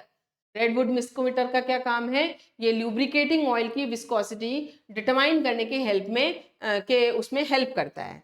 पहले इसका डायग्राम देख लेते हैं, तब हम देखेंगे इसका कंस्ट्रक्शन पार्ट्स। ये देखिए, ये इसका डायग्राम है। इसमें आप देख सकते हैं एक ये हमारा बीच में ये जो हमारा मेटल का एक सिलेंडर जैसा है जिसको हम कहते हैं मेटालिक ऑयल कप। इसमें ऑयल रखा जाता है। इसमें आप देख सकते हैं, इसमें हमारे पास एक यहाँ पे मेजर करने के लिए कि कितना वॉल्यूम हमने ऑयल की ली हुई है, ये मेजर करने के लिए है, ठीक है। और यहाँ पे आप देख सकते हो एक यहाँ पे मेटालिक नॉब है, ये नॉब है ना, और यहाँ पे एक इसकी ये ओपनिंग है, राइट। ये जो हमारा ऑयल कप है इसको हम एक बड़े कंटेनर में रखते हैं जिसमें कि हम पानी भर के रखते हैं। और इस बड़े कंटेनर में आप देख सकते हैं एक तरफ हमने थर्मोमीटर लगाया हुआ है, एक तरफ हमारा स्टिरर भी रहता है, स्टिरर जो कि चलाता रहता है, किसी चीज को चर्न करता रहता है। इसको हम कहते हैं वाटर बाथ। ये थर्मोमीटर हो गया, ये वाटर बाथ हो गया, ये आपकी हीटिंग ट्यूब है जिसकी वजह से ये पानी गर्म होगा, पानी गर्म होने की वजह से क्या होगा, फिर ये ऑयल भी गर्म होना शुरू हो जाएगा, ठीक है। और ये नीचे हमने यहाँ पे लिया हुआ है, इसको कहते हैं Kohlrausch flask. This is known as Kohlrausch flask. 50 ml इसकी कैपेसिटी है, ठीक। ये स्टैंड पे पूरा apparatus हमने यहाँ पे रखा हुआ है, ठीक है। देखिए इसको हम कह रहे हैं ये है पॉइंटर। ये मतलब ये बताता है कि ऑयल का कितना कितना ऑयल हमने इसमें लिया हुआ है। तो ये जो है ये हमारा अपैरेटस है जिसको हम कहते हैं रेडवुड विस्कोमीटर नंबर 1, ठीक है। ये देखिए यहाँ पे ये जो ओपनिंग है इसका साइज बताया हुआ है, जेट बोल रहे हैं इसको, agate jet of 1.62 millimetre diameter and 10 millimetre length. ये इसका मेजरमेंट बताई हुई है। ये लेवलिंग स्क्रूज हैं जो फिक्स करने के काम में आते हैं। तो ये डायग्राम आप लोग एक बार प्रैक्टिस कीजिएगा बना के। बाकी एक बार देख लेते हैं कंस्ट्रक्शन में। सबसे पहले जैसे हमने देखा था ऑयल कप, जो मेटेलिक ऑयल कप है हमारा, ये ब्रास का बना हुआ होता है, सिलेंडर की तरीके से है, और ऊपर से ये आपने देखा था खुला हुआ था जिसको बाद में ढका हुआ था, मतलब ओपनिंग होती है इसमें। इस सिलेंडर का जो बॉटम है उसमें क्या है, एक जेट फिक्स्ड है जिसकी कि ये मेजरमेंट है, ठीक है। थिन फिल्म ल्यूब्रिकेंट्स के लिए a jet of a bore of 1.60 millimetre and 10 millimetre length, और थिक ल्यूब्रिकेंट्स के लिए जो ये जेट है हमारा, ये कैसा होगा, 3.8 millimetre and length of 15 millimetre. तो आपके ल्यूब्रिकेंट पे डिपेंड करता है इसकी मेजरमेंट।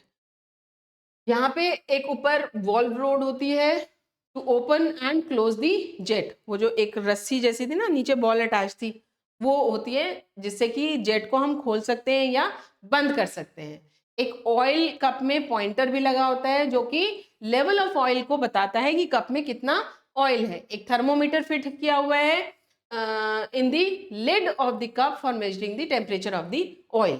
इसके बाद में क्या था, जो हमने बड़े कंटेनर में पानी लिया हुआ था, है ना, वाटर बाथ जिसको हम बोल रहे थे, इसको हम हीटिंग बाथ भी बोल सकते हैं। तो ये जो ऑयल कप है इसको हम सराउंड कर देते हैं एक कॉपर के सिलेंडर से जो कि पानी से भरा हुआ है। उसके अंदर हम थर्मोमीटर लगा के रखते हैं जैसे कि हम टेम्परेचर मेजर कर सकें वाटर का। Heating bath is also provided with a stirrer, जिससे कि हम यूनिफॉर्म टेम्परेचर मेंटेन कर सकें। जैसे हमने हीट करना शुरू किया पानी को, है ना, तो उसको हिलाते रहते हैं जिससे कि यूनिफॉर्मली वाटर हीटेड रहे। फिर है लेवलिंग स्क्रूज, तो 3 लेवलिंग स्क्रूज होते हैं जो कि apparatus को फिट करने में, लेवल करने में हेल्प करते हैं। फिर है कॉलरैश फ्लास्क, नीचे जो हमने लिया हुआ था, एक 50 ml कैपेसिटी का फ्लास्क होता है जो कि जेट के नीचे रखा जाता है, जिससे कि जेट के जो आउटलेट था, जो बोर था, वहां से ऑयल निकल सके, उसमें इकट्ठा हो सके। ये आपने डायग्राम समझ ही लिया। अब आते हैं इसकी वर्किंग पे। तो सबसे पहले क्या है, apparatus को लेवल कर दिया जाएगा लेवलिंग स्क्रू से, मतलब वो पूरी फिटिंग विटिंग कर दी जाएगी उसमें। फिर वाटर बाथ को फिल कर दिया जाएगा वाटर के साथ में, पानी उसमें ऐड कर दिया जाएगा और थर्मोमीटर इंसर्ट कर दिया जाएगा। Oil cup is thoroughly clean and the jet is closed with the valve. तो उसको पूरा साफ सूफ करके वो जो हमारा जेट है, जो ओपनिंग है, उसको बंद कर देते हैं वॉल्व से। उसके बाद में उसमें तेल भरते हैं कप के अंदर एक पॉइंट तक, और उसमें थर्मोमीटर लगा देते हैं टेम्परेचर नोट करने के लिए, ठीक है। उसके बाद में water bath is heated to a certain temperature with constant stirring to maintain uniform temperature of water. अब हम क्या करते हैं, जो बाहर वाटर हमने लिया हुआ है वाटर बाथ में, उसको हीट करना शुरू करते हैं। एक टेम्परेचर तक उसको हीट किया जाता है, ठीक। अब इस वाटर बाथ को जब हम हीट करते हैं तो पानी गर्म हो रहा है, पानी की कांटेक्ट में ही ऑयल है। मेटालिक सिलेंडर जो हमने रखा हुआ है वो पानी के अंदर ही तो रखा हुआ है, तो पानी गर्म होगा तो क्या होगा, ऑयल भी गर्म होना शुरू हो जाएगा, है ना। अब क्या करेंगे, जब ऑयल जो है डिजायर्ड टेम्परेचर पे पहुंच जाएगा, मतलब आप एक पर्टिकुलर टेम्परेचर पे आप ये देखना चाह रहे हैं कि इस टेम्परेचर तक हम हीट करके ये देखेंगे कि ऑयल की जो कैरेक्टरिस्टिक्स हैं, प्रॉपर्टीज हैं, उनमें कोई चेंज तो नहीं आया। तो वो जो टेम्परेचर डिजायर्ड टेम्परेचर है, वहां तक हीट करके हम उसको रोक लेंगे, और बॉल वॉल्व जो है, जो बोर नीचे जो बॉल बंद कर रखा था, उसको हम क्या करेंगे, उसको हटा देंगे। अब क्या होगा, ऑयल फ्लो करना शुरू करेगा वहां से, है ना। देखो ये था, हमने इसको हीट करना शुरू किया वाटर को, वाटर का टेम्परेचर बढ़ने लगा, इसकी वजह से क्या होगा, ऑयल का टेम्परेचर बढ़ना शुरू हो जाएगा। जो डिजायर्ड टेम्परेचर था वहां तक हमने उसको हीट किया। फिर क्या करेंगे, ये जो बॉल है इसको हटाएंगे, है ना। इसको हटाएंगे तो क्या होगा, यहाँ से ऑयल जो है वो नीचे ड्रिप करना शुरू करेगा इस कॉलरैश फ्लास्क में। Time taken to fill the Kohlrausch flask, जो टाइम लगा उस कॉलरैश फ्लास्क को भरने में, वो टाइम हम नोट करेंगे। जैसे ही वो फ्लास्क भर जाएगा फिर उसका फ्लो रोक देंगे, वही बॉल से उसको बंद कर देंगे। इस एक्सपेरिमेंट को हम रिपीट करते हैं कई बार, और फिर मीन वैल्यू निकालते हैं फ्लो टाइम की, ठीक है, और उसको हम रिजल्ट के तौर पे एक्सप्रेस करते हैं। Viscosity of the liquids decreases with increase in temperature. तो इसमें आप देखेंगे, इस एक्सपेरिमेंट से हमें क्या पता चलता है, जब हम देखेंगे कि टेम्परेचर जैसे जैसे हम बढ़ा रहे हैं, है ना, तो विस्कोसिटी लिक्विड्स की क्या होती है, वो घटनी शुरू हो जाती है। A good lubricating oil should not undergo change in viscosity with the temperature। अब हमने शुरू में ही पढ़ा था कि अच्छा lubricant oil वो होता है जिसकी टेम्परेचर के साथ साथ विस्कोसिटी में चेंज नहीं आना चाहिए। तो इस एक्सपेरिमेंट से हम क्या मेजर करते हैं कि lubricating oil की विस्कोसिटी जो है वो कितनी है टेम्परेचर बढ़ाने पे, डिजायर्ड टेम्परेचर तक वो उसमें कोई चेंज तो नहीं आ रहा, वो हम यहाँ से पढ़ सकते हैं। नेक्स्ट प्रॉपर्टी है हमारी एब्सोल्यूट विस्कोसिटी और एक होती है एब्सोल्यूट काइनेमैटिक विस्कोसिटी। तीनों चीजें देखिए अलग हैं, viscosity, absolute kinematic viscosity. Absolute viscosity क्या है? ये tangential force per unit area है which is required to maintain a unit velocity gradient between two parallel layers। दो लेयर्स जो पैरेलल है एक दूसरे के, है ना, उनके बीच में एक वेलोसिटी ग्रेडियंट मेंटेन करने के लिए जो फोर्स चाहिए हमें, उसको हम कहते हैं एब्सोल्यूट विस्कोसिटी। दोबारा से देखो, tangential force per unit area जो कि चाहिए किस लिए? To maintain a unit velocity gradient between two parallel layers, उसको हम कहते हैं एब्सोल्यूट विस्कोसिटी। इसकी भी यूनिट क्या है? पॉइज है। इसको हम डिनोट कैसे करते हैं? ईटा से डिनोट करते हैं। और इसकी डायमेंशन क्या है? इसकी डायमेंशन है m पर लीटर पर t, ये इसकी डायमेंशन है। एब्सोल्यूट काइनेमैटिक विस्कोसिटी देखिए क्या होती है? ये it is the ratio of absolute viscosity to density for any fluid. Unit क्या है इसकी? स्टोक्स। ये एब्सोल्यूट विस्कोसिटी और डेंसिटी का रेशियो जो है उसको हम कहते हैं एब्सोल्यूट काइनेमैटिक विस्कोसिटी। इसकी यूनिट है स्टोक्स। इसको डिनोट किया जाता है v से। डायमेंशन इसकी ये है ना, और फॉर्मूला देखिए, ये फॉर्मूला है v is equal to mu upon rho, जहां पे कि म्यू जो है वो क्या है? बल्क विस्कोसिटी है। रो जो है वो क्या है? वो डेंसिटी है। विस्कोसिटी इंडेक्स देखिए क्या होता है? The rate at which the viscosity of an oil changes with temperature is measured by an empirical number called the viscosity index. यानी ये एक वो नंबर होता है जो कि ये दिखाता है कि टेम्परेचर चेंज करने के साथ साथ ऑयल की विस्कोसिटी में क्या चेंज आ रहा है। वो नंबर जो है वो उसकी विस्कोसिटी इंडेक्स होती है। Relatively small change in viscosity with the temperature is indicated by high viscosity index। अगर चेंज बहुत कम नजर आ रहा है तो विस्कोसिटी इंडेक्स कैसा होगा? ज्यादा होगा। जबकि चेंज अगर बहुत ज्यादा आ रहा है, टेम्परेचर चेंज कर रहे हैं, विस्कोसिटी बहुत तेजी से चेंज हो रही है, तो क्या होगा? आपकी विस्कोसिटी इंडेक्स कम होगा। इनवर्स है ना।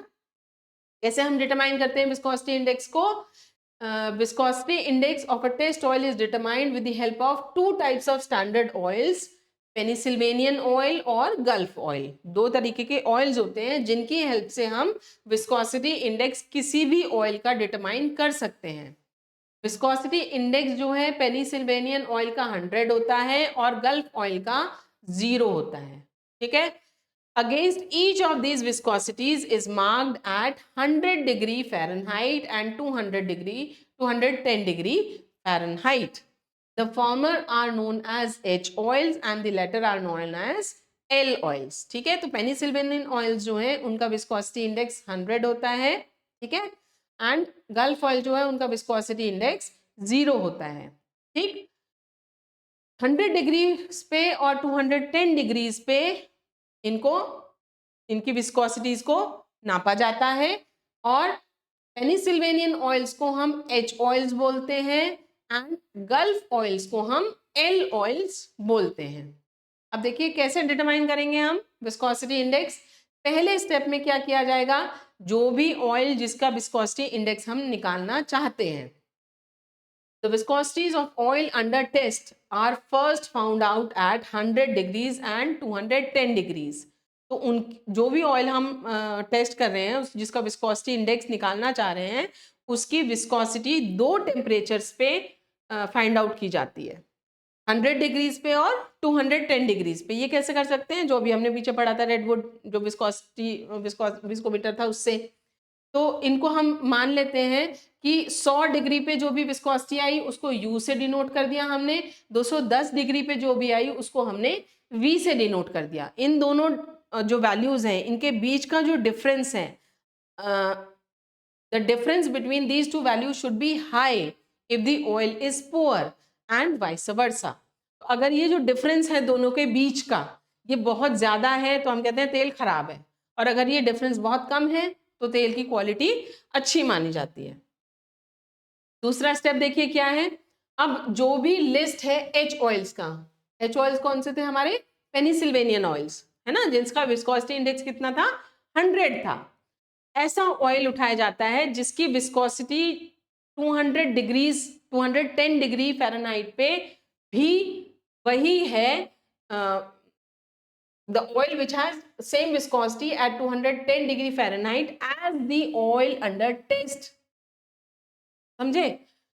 जो हमारे एच ऑयल्स हैं उनमें से कोई एक ऐसा ऑयल उठाया जाता है जिसकी विस्कोसिटी 210 डिग्री फ़ारेनहाइट पे उतनी ही है जितनी उस तेल की है जिसको हम टेस्ट कर रहे हैं, जिसका विस्कोसिटी इंडेक्स हम निकाल रहे हैं, right, and its corresponding viscosity at 100 degree Fahrenheit is read off, let it be H. तो उसकी 100 डिग्री फ़ारेनहाइट पे जो कॉरेस्पॉन्डिंग विस्कोसिटी है उसको देखा जाता है कितनी है, उसको हम कहते हैं एच, उसको एच मान लिया। इसी तरीके से जो एल ऑयल्स हैं जिनका विस्कोसिटी इंडेक्स कितना होता है? 0 होता है, हम ऐसे तेल को सेलेक्ट करते हैं जिसका 210 डिग्री फ़ारेनहाइट पे वही विस्कोसिटी है जो हमारे टेस्ट ऑयल की है और उसकी कॉरेस्पॉन्डिंग विस्कोसिटी 100 डिग्री फ़ारेनहाइट पे देख ली जाती है, ठीक है, उसको हम कह रहे हैं एल, ठीक है। तो अब हमारे पास क्या चीजें हो गई? 4 चीजें हो गई। वी आई जो कि विस्कोसिटी इंडेक्स दिखाती है किसी भी ऑयल के, ठीक है। L low viscosity index standard oil का, यू मतलब viscosity at 100 degree Fahrenheit of the oil under test, H मतलब high viscosity index of standard oil. अब देखिए ये क्वेश्चन है, कैसे हम कैलकुलेट करेंगे viscosity index? A oil sample under test has a Seibold University viscosity same as that of standard Gulf oil at 210 degree Fahrenheit. The Seibold universal viscosity at 100 degree Fahrenheit are 50, 750 and 450 respectively. Calculate viscosity index of the sample oil. तो इसमें देखो हमें क्या क्या चीजें दे रखी हैं। इसमें हम L, U और H की वैल्यूज जो हैं हमें दे रखी हैं, ठीक है। L, U और H देखो क्या था? L क्या था हमारा? लो विस्कोसिटी इंडेक्स। U क्या था? Viscosity at 100 degree Fahrenheit of the oil under test. और H क्या था? High viscosity index of standard oil. तो देखो यहाँ पे, है ना, L की वैल्यू क्या हो जाएगी इसमें से? 750, ठीक है। और H की वैल्यू क्या हो जाएगी? H की वैल्यू हो जाएगी हमारी 450 और U की वैल्यू क्या होगी? U की वैल्यू होगी हमारी 40। तीनों की वैल्यूज हमने यहाँ पे रख ली, ठीक है, वैल्यू सब्स्टिट्यूट किए हैं बस हमने और हमारे ये इस तरीके से आंसर आ जाएगा।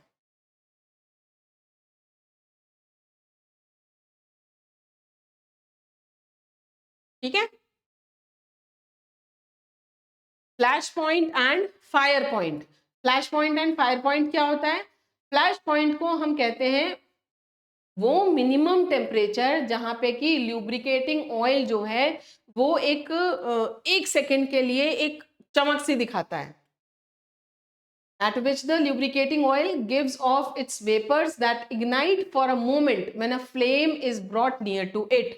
जब किसी तेल के पास में फ्लेम लाई जाती है तो उसमें एक चमक सी पैदा होती है, एकदम से उसमें से वेपर्स निकलते हैं, है ना, एक मोमेंट के लिए वो इग्नाइट होता है, उसको हम कहते हैं फ्लैश पॉइंट।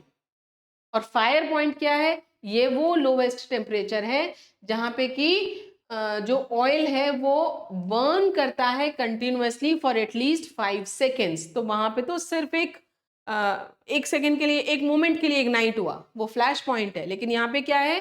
5 सेकेंड्स के लिए लगातार वो जलता है, उसको हम कहते हैं उसका fire point. Flash point lubricating oil का क्या होता है? Is above the operating temperature. जिस भी टेम्परेचर पे आप मशीन को ऑपरेट कर रहे हैं, फ्लैश पॉइंट हमेशा कैसा होना चाहिए? उससे ज़्यादा होना चाहिए, क्योंकि अच्छा ल्यूब्रिकेटिंग ऑयल जो है वो वॉलेटाइल नहीं होना चाहिए, उस टेम्परेचर पे वो वॉलेटाइल नहीं होना चाहिए under the working conditions. Fire points जो है वो 5 से 40 डिग्री के ज्यादा होते हैं in comparison to flash point. Latest से किसी का अगर किसी ऑयल का फ्लैश पॉइंट मान लीजिए 50 डिग्री है, तो फायर पॉइंट उसका क्या होगा, कम से कम 5 से 40 डिग्री उससे ज्यादा होगा, यानी 55 डिग्री से लेके 90 डिग्री तक वैरी कर सकता है। They indicate the occurrence of fire accident. The flash occurs before a fire accident. If flash point is less than 140 degree तो flammable liquid कहलाता है, लेकिन flash point अगर इससे ज्यादा है तो combustible liquid कहलाया जाता है। इसकी हेल्प से हम फायर एक्सीडेंट्स को अवॉइड कर सकते हैं। हमें ये पता है कि ये तेल कितने टेम्परेचर तक सही ऑपरेट कर सकता है। Determination of flash and fire point, कैसे डिटरमाइन कर सकते हैं हम फ्लैश पॉइंट को और फायर पॉइंट को? ये पेंस्की मार्टन्स अपैरेटस होता है जिसकी हेल्प से हम इसको डिटरमाइन कर सकते हैं। ये देखिए, ये हमारा डायग्राम है पेंस्की मार्टन्स अपैरेटस का। यहाँ पे आप देख सकते हो, एक हमने यहाँ पे मेटालिक सिलेंडर लिया हुआ है, ठीक है। एक मेटालिक सिलेंडर है जिसमें 3 ओपनिंग्स हैं। एक में हमने यहाँ पे थर्मोमीटर लगाया हुआ है टेम्परेचर मेजर करने के लिए, एक यहाँ पे हमारा स्टिरर है यूनिफॉर्म टेम्परेचर मेंटेन करने के लिए, और एक यहाँ पे हमारी ओपनिंग है जहाँ से कि हम फ्लेम इंट्रोड्यूस करते हैं, ठीक है। ये आप देख सकते हो, ये बर्नर है टेस्ट फ्लेम के लिए, यहाँ पे ये ओपनिंग है हमारी, ये पायलट बर्नर, मतलब जिससे कि हम यहाँ पे फ्लेम इंट्रोड्यूस करेंगे, ठीक है। और इसके बाहर जो है ये एक पूरा एक उसमें बंद है चैम्बर में, जिसको हम कहते हैं एयर बाथ। हवा भरी हुई है इस कंटेनर में, ठीक है। इसको कहा जाता है ऑयल कप। ये हमारा स्टिरर ब्लेड्स हो गए, ये ऑयल लेवल है, ठीक। और यहाँ पे शटर कंट्रोल है। शटर कंट्रोल मतलब ये वाला जो शटर खुलता बंद होता है। तो कंस्ट्रक्शन देखिए, यहाँ पे कंस्ट्रक्शन जो है, एक छोटा सा कप होता है जो कि 5 सेंटीमीटर डायमीटर और 5.5 सेंटीमीटर हाइट का है। ये कप जो है ऊपर से बंद है, लिड से कवर्ड है, उसके अंदर लेकिन 3 ओपनिंग्स हैं जहाँ पे कि थर्मोमीटर, स्टिरर और टेस्ट फ्लेम इंट्रोड्यूस करने की जगह है। एक शटर होता है which can be moved on the top of the container, ऊपर शटर होता है ना, by lever mechanism it is used to open the lid for introducing the test flame. वो जो ओपनिंग है उसको हम शटर से मेंटेन कर सकते हैं। वर्किंग देखो क्या होती है, कंटेनर को हम अपने तेल से, जो भी तेल का हमें निकालना है, ये डिटरमाइन करना है फ्लैश पॉइंट, फायर पॉइंट, उसके अंदर डाल देते हैं। The container is filled up to the standard mark with the lubricating oil. Cup को जो है वो हीट किया जाता है using a burner. Stirrer is worked and oil is exposed to the flame for every 1 degree Celsius rise in temperature of the lubricating oil. तो lubricating oil को हम क्या करते हैं, बंसन बर्नर की हेल्प से उसको हीट करना शुरू करते हैं, और एक एक डिग्री टेम्परेचर जैसे उसका बढ़ता चला जाता है। हर 1 डिग्री राइज के बाद में हम अपनी उसमें एक मतलब फ्लेम इंट्रोड्यूस करते हैं कि ये वो चमक आ रही है इसमें या नहीं आ रही है, फ्लैश दिखा रहा है या नहीं दिखा रहा है ना, फायर कैच कर रहा है या नहीं कर रहा। तो हर 1 डिग्री राइज के लिए हम ये करते रहते हैं काम। The temperature at which the introduced test flame produces a flash is noted. जिस भी टेम्परेचर पे वो एक फ्लैश दिखाता है वो नोट कर लिया जाता है, उसको फ्लैश पॉइंट बोलते हैं। इसी तरीके से वो टेम्परेचर जहाँ पे कि ऑयल जो है वो कम से कम 5 सेकेंड्स के लिए लगातार बर्न करता है, it ignites and continues to burn for at least 5 seconds, उसको नोट कर लिया जाता है और उसको कहा जाता है उसका फायर पॉइंट। देखिए, ये हमने डिस्कस कर लिया। क्या नाम है इस अपैरेटस का, पेंस्की मार्टन्स अपैरेटस। क्लाउड पॉइंट और पोर पॉइंट देखिए क्या होता है, वो टेम्परेचर जहां पे कि impurities begin to separate out from the solution and the lubricating oil becomes cloudy और hazy in appearance is called cloud point. तो वो टेम्परेचर जहां पे कि हमारे सॉल्यूशन से इम्प्योरिटीज जो है वो सेपरेट आउट होनी शुरू हो जाती हैं, तेल का अपीयरेंस जो है वो देखने में थोड़ा सा धुंधला, क्लाउडी, हेजी जिसको बोलते हैं, दिखना शुरू हो जाता है, उसको कहते हैं उसका क्लाउड पॉइंट। और वो टेम्परेचर जहां पे कि तेल बहना बंद हो जाता है, it ceases to flow, ceases मतलब रुक जाता है, वो फ्लो नहीं कर पाता, उसको कहा जाता है उसका पोर पॉइंट, ठीक है। देखो पोर पॉइंट हम दो तरीके से कह सकते हैं। पोर पॉइंट वो भी हो सकता है जहाँ पे कि आपके पास में एक फ्लूइड है जो कि बहता नहीं है, सॉलिड स्टेट में है, या ये मान लो, और जहाँ पे कि वो पोर होना शुरू हो जाए, उसको भी पोर पॉइंट कह सकते हैं।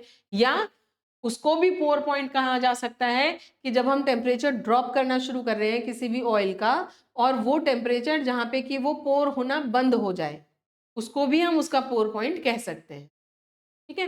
तो the temperature at which the oil ceases, ceases का मतलब स्टॉप्स टू फ्लो या pour, it is known as its pour point. इनसे क्या पता चलता है? इनसे हम ये पता कर सकते हैं कि कितने कम टेम्परेचर पे ये लुब्रिकेंट काम कर सकता है। फ्लैश पॉइंट और फायर पॉइंट से मैक्सिमम टेम्परेचर, और cloud point and pour point से मिनिमम टेम्परेचर जहाँ पे कि कोई भी लुब्रिकेंट काम कर सकता है, वो हम डिटरमाइन कर सकते हैं। नेक्स्ट है इसका एनिलीन पॉइंट। एनिलीन पॉइंट को हम कैसे डिफाइन कर सकते हैं? It is defined as the minimum equilibrium solution temperature for equal volume of aniline and oil sample. एक minimum equilibrium solution temperature for equal volumes of aniline and oil sample. Aniline और oil का हमने mixture लिया, ठीक है, और जो minimum equilibrium solution temperature है, मतलब जहाँ पे ये इक्विलिब्रियम कंडीशन में रहे, वो टेम्परेचर जो है वो उसका कहा जाता है aniline point, and it is determined thoroughly by mixing equal volumes of oil sample and aniline in a test tube and heating the mixture until a homogeneous solution is obtained, ठीक है। तो क्या करते हैं, एक टेस्ट ट्यूब ली, उसमें हमने oil का और एनिलीन का बिल्कुल बराबर बराबर मात्रा में ले ली, दोनों मिक्स कर लिए दोनों को, ठीक है। और उसको हमने क्या किया, उस मिक्सचर को हीट करना शुरू किया। कब तक हीट करेंगे? जब तक कि हमें होमोजीनियस सॉल्यूशन ना मिल जाए, यानी कि हमें देखने में ये दोनों चीजें, एक तेल लिया है एक एनिलीन, एक जब हम इनको मिलाएंगे तो ये हमें दोनों अलग अलग नजर आएंगे, दो फेज। देखिए जब हम कहते हैं वाटर और ऑयल को हमने मिक्स किया, तो आप जानते हैं ना दोनों मिक्स नहीं होते आपस में। तो कोई भी ऐसी चीज, जैसे यहाँ पे दोनों लिक्विड्स हैं, हम कहेंगे कि लिक्विड लिक्विड तो एक ही फेज होता है, लेकिन यहाँ पे दो लिक्विड ऐसे हैं जो आपस में मिक्स नहीं हो रहे, जो सेपरेटेड हैं एक लेयर से, तो हम कहेंगे ये टू फेज सॉल्यूशन है, हेट्रोजीनियस सॉल्यूशन है, ठीक है। तो इसी तरीके से अगर ये दोनों लिक्विड्स आपस में बिल्कुल मिक्स हो जाएं, दिखे ही ना कि ये अलग अलग है, उसे हम कहेंगे होमोजीनियस, ठीक है। तो आप यहाँ पे देख सकते हैं, यहाँ पे हमने क्या किया है, एनिलीन और ऑयल को लिया है इक्वल वॉल्यूम में, एक टेस्ट ट्यूब में ले लिया, लेकिन एनिलीन आपको अलग नजर आ रही है, ऑयल अलग नजर आ रहा है, तो ये कैसा है, हेट्रोजीनस है। अब हमने इसको हीट करना शुरू किया। हीट कब तक शुरू किया, कब तक हीट किया हमने, जब तक कि ये दोनों बिल्कुल आपस में घुल मिल नहीं जाते, ऐसा नजर नहीं आता कि ये एक ही सॉल्यूशन है, यानी होमोजीनियस नहीं बन जाता, तब तक हम इसको हीट करते हैं। Then the tube is allowed to cool at the control rate. फिर क्या किया, अब इसको एक यूनिफॉर्म रेट पे हम इसको ठंडा करना शुरू किया। The temperature at which the oil and aniline phases separate out is recorded as the aniline point. तो जहां पे कि फिर से ऑयल और एनिलीन सेपरेट होने शुरू हो जाए, उस पॉइंट को हम कहते हैं उसका एनिलीन पॉइंट, ठीक है। A lower aniline point of oil means a higher percentage of aromatic hydrocarbons in it. क्या फायदा है इस एनिलीन पॉइंट का? एनिलीन पॉइंट से हमें ये पता चल जाता है उसके अंदर एरोमेटिक हाइड्रोकार्बन्स कितने मिलाए गए हैं। अगर एनिलीन पॉइंट बहुत कम है, इसका मतलब उसके अंदर एरोमेटिक हाइड्रोकार्बन्स की मात्रा बहुत ज्यादा है। Natural rubber and some types of synthetic rubbers dissolve in aromatic hydrocarbons. तो आप देख सकते हैं एरोमेटिक हाइड्रोकार्बन्स क्यों अवॉइड करने चाहिए, क्योंकि उनमें नेचुरल रबर या और कुछ सिंथेटिक रबर्स जो हैं वो उनमें घुल जाती हैं। तो अगर ज्यादा एरोमेटिक हाइड्रोकार्बन्स मिला रखे हैं तो वो क्या करेंगे, नुकसान कर देंगे। Thus, higher percentage of aromatic hydrocarbons और lower aniline point of oil अगर है तो ज़्यादा चांसेस हैं हमारे ऑयल के डिटीरियोरेशन के। When it comes in contact with the rubber sealings, जब भी तेल रबर की कांटेक्ट में आएगा, रबर सीलिंग्स की कांटेक्ट में आएगा, पैकिंग एक्सेट्रा की कांटेक्ट में आएगा, तो ये क्या करेगा, ये उसको अपने में घोल लेगा अगर उसमें हाइड्रोकार्बन ज्यादा है, यानी कि ऑयल खराब हो जाएगा, कॉन्टामिनेट हो जाएगा। So lubricants must have low aromatic content, higher aniline point. ठीक है।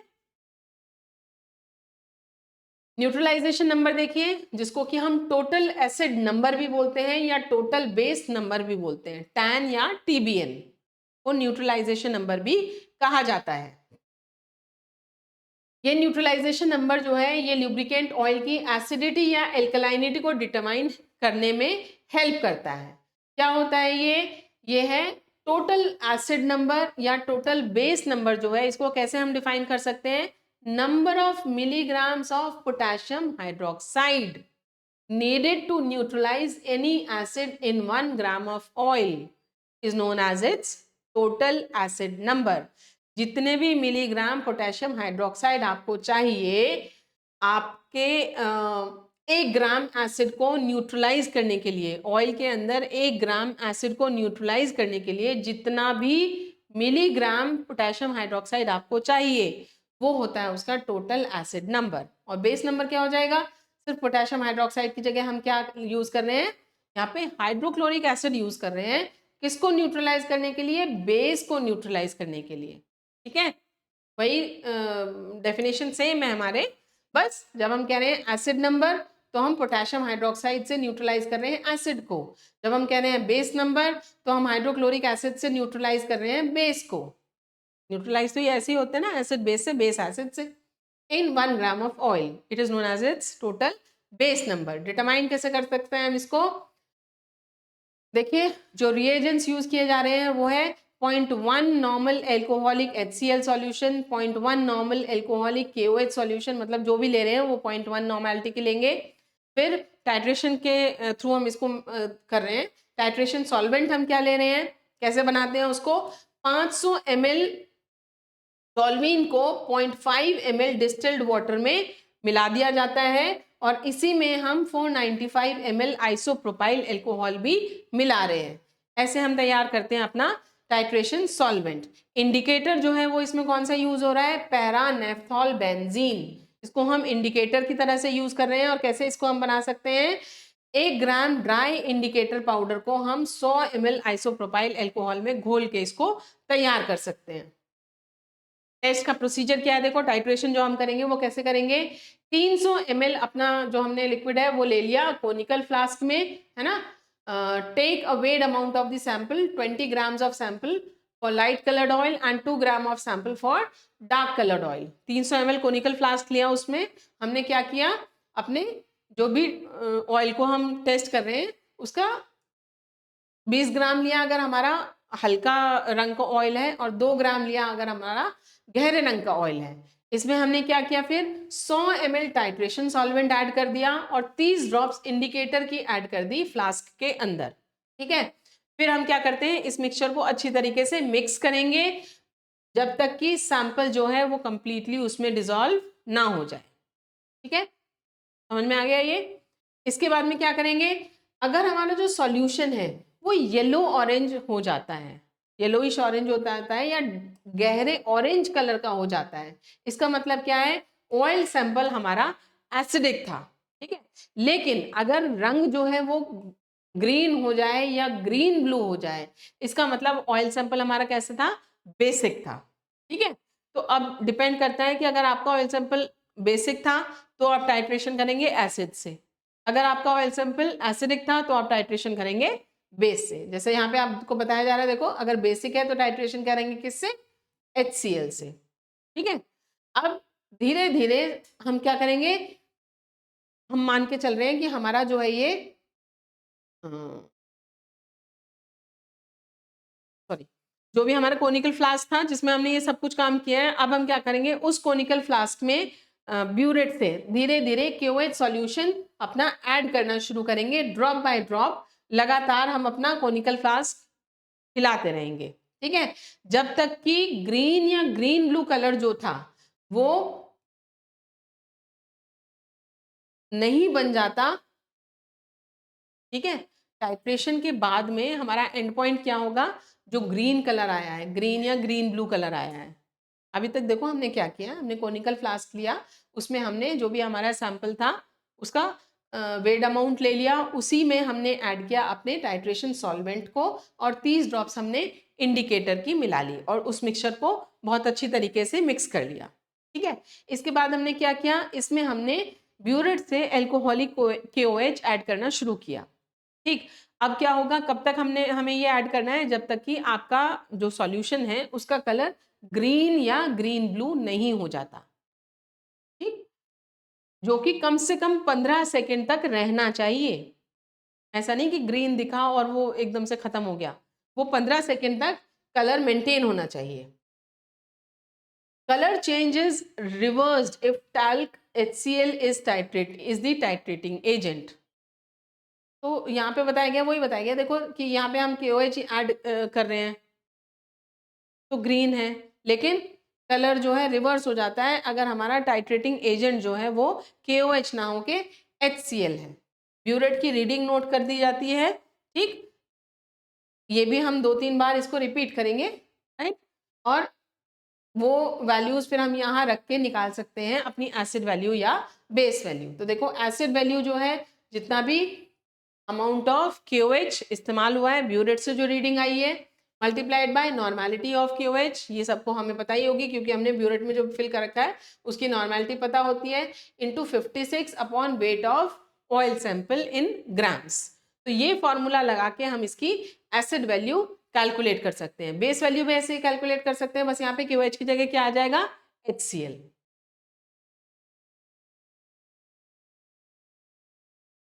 सिग्निफिकेंस देखो इसकी क्या है, ये टेस्ट जो है ये बताता है कि oxidation, this test shows relative changes in an oil due to oxidation. Oxidation की वजह से जो ऑयल में चेंजेस आते हैं वो हमें इससे पता चल जाते हैं। एसिड वैल्यू डिटरमाइन करने से हमें ये पता चल जाता है कि हमारा ल्यूब्रिकेटिंग ऑयल कितना सूटेबल है किसी भी मशीन के लिए। जितनी एसिड वैल्यू ज्यादा है इसका मतलब मशीन के पार्ट्स में उतना ही कोरोजन ज्यादा होगा, मोर वियर एंड टियर होगा, मोर कॉस्ट मेंटेनेंस होगी मशीन की। ठीक है ना, एसिड वैल्यू अगर ज्यादा है किसी भी तेल की तो जिस भी मशीन में वो यूज किया जाएगा वो उसको क्या करेगा, कोरोड करेगा। सपोनिफिकेशन नंबर देखिए क्या होता है, saponification number is defined as the number of milligrams of potassium hydroxide KOH required to saponify the fatty material present in 1 gram of oil. 1 gram oil में जो हमारा फैटी मटेरियल है, fatty acid है, उसको सोप में convert करने के लिए जितने भी मिलीग्राम ऑफ KOH लगा उसको हम कहते हैं उसका सपोनिफिकेशन नंबर। कैसे डिटरमाइन कर सकते हैं इसको, it is determined by refluxing a known quantity of oil with known excess of potassium hydroxide solution and titrating the unused alkali against an acid. ठीक है, इससे हम इसको डिटरमाइन कर सकते हैं। सिग्निफिकेंस क्या है, जो मिनरल ऑयल सपोनिफिकेशन नहीं दिखाते, सॉरी, मिनरल ऑयल्स जो हैं वो सपोनिफाई नहीं होते, mineral oils do not undergo saponification, लेकिन एनिमल ऑयल्स, वेजिटेबल ऑयल्स ये जो हैं ये सपोनिफाई होते हैं, इनका सपोनिफिकेशन हो सकता है। इससे हमें ये पता चलता है amount of vegetable oils and animal oils added to mineral oils to improve oiliness, है ना, हमें ये पता चल जाता है कि मिनरल ऑयल्स में कितना एनिमल ऑयल या वेजिटेबल ऑयल मिलाया गया है उसकी ऑयलीनेस को इम्प्रूव करने के लिए। जैसा कि आपने देखा मिनरल ऑयल्स जो है वो सपोनिफाई नहीं होते, लेकिन एनिमल ऑयल और वेजिटेबल ऑयल सपोनिफाई होते हैं। तो अगर मेरा प्योर मिनरल ऑयल है वो सपोनिफाई नहीं होगा, उसमें सपोनिफिकेशन नंबर कुछ नहीं आएगा। लेकिन अगर उसमें मैंने एनिमल ऑयल और वेजिटेबल ऑयल मिलाया हुआ है, क्यों मिलाते हैं, ऑयलीनेस इंप्रूव करने के लिए, तो हमें पता चल जाएगा इससे सपोनिफिकेशन नंबर से कि कितना मिला रखा है। Most of the animal and vegetable oils possess their own characteristic saponification value, सबकी अपनी अपनी है। Any deviation from this value in a given sample indicates the probability and extent of adulteration. तो ये सबकी अपनी अपनी सपोनिफिकेशन वैल्यू होती है। अगर वो वैल्यू वैरी कर रही है इधर उधर, इसका मतलब क्या है, उसमें मिलावट है। एडल्ट्रेशन मतलब मिलावट। ये बताने के काम में आता है कि जो ऑयल हम देख रहे हैं या जिसको हम पढ़ रहे हैं वो वेजिटेबल या एनिमल ऑयल और मिनरल ऑयल और कंपाउंडेड ऑयल, मतलब किस तरीके का वो तेल है। अगर आपको कोई सैंपल दिया जाता है और आपसे कहा जाता है बताना जरा ये क्या है, एनिमल ऑयल है, मिनरल ऑयल है, वेजिटेबल ऑयल है या ब्लेंडेड ऑयल है, तो सपोनिफिकेशन नंबर की हेल्प से आप डिटरमाइन कर सकते हो। अगर कोई सपोनिफिकेशन नंबर नहीं आ रहा, सपोनिफाई नहीं हो रहा वो, तो मिनरल ऑयल है। अगर हो रहा है तो उसकी जो वैल्यूज आ रही हैं वो हम कंपेयर कर लेंगे स्टैंडर्ड वैल्यूज से, तो हम बता सकते हैं इसमें कौन सा वेजिटेबल ऑयल, कौन सा एनिमल ऑयल या कंपाउंडेड ऑयल, ये कौन सा है। आयोडीन नंबर देखिए क्या होता है, number of milligrams of iodine adsorbed by 1 gram of the oil. 1 gram oil जितना भी आयोडीन एड्सॉर्ब करता है, एड्सॉर्ब सरफेस पे, उसको हम कहते हैं उसका आयोडीन नंबर। कैसे डिटरमाइन करते हैं हम इसको, it is determined by addition of measured excess of a solution of iodine bromide in glacial acetic acid to weighed quantity of oil dissolved in carbon tetrachloride या एसिटिक एसिड।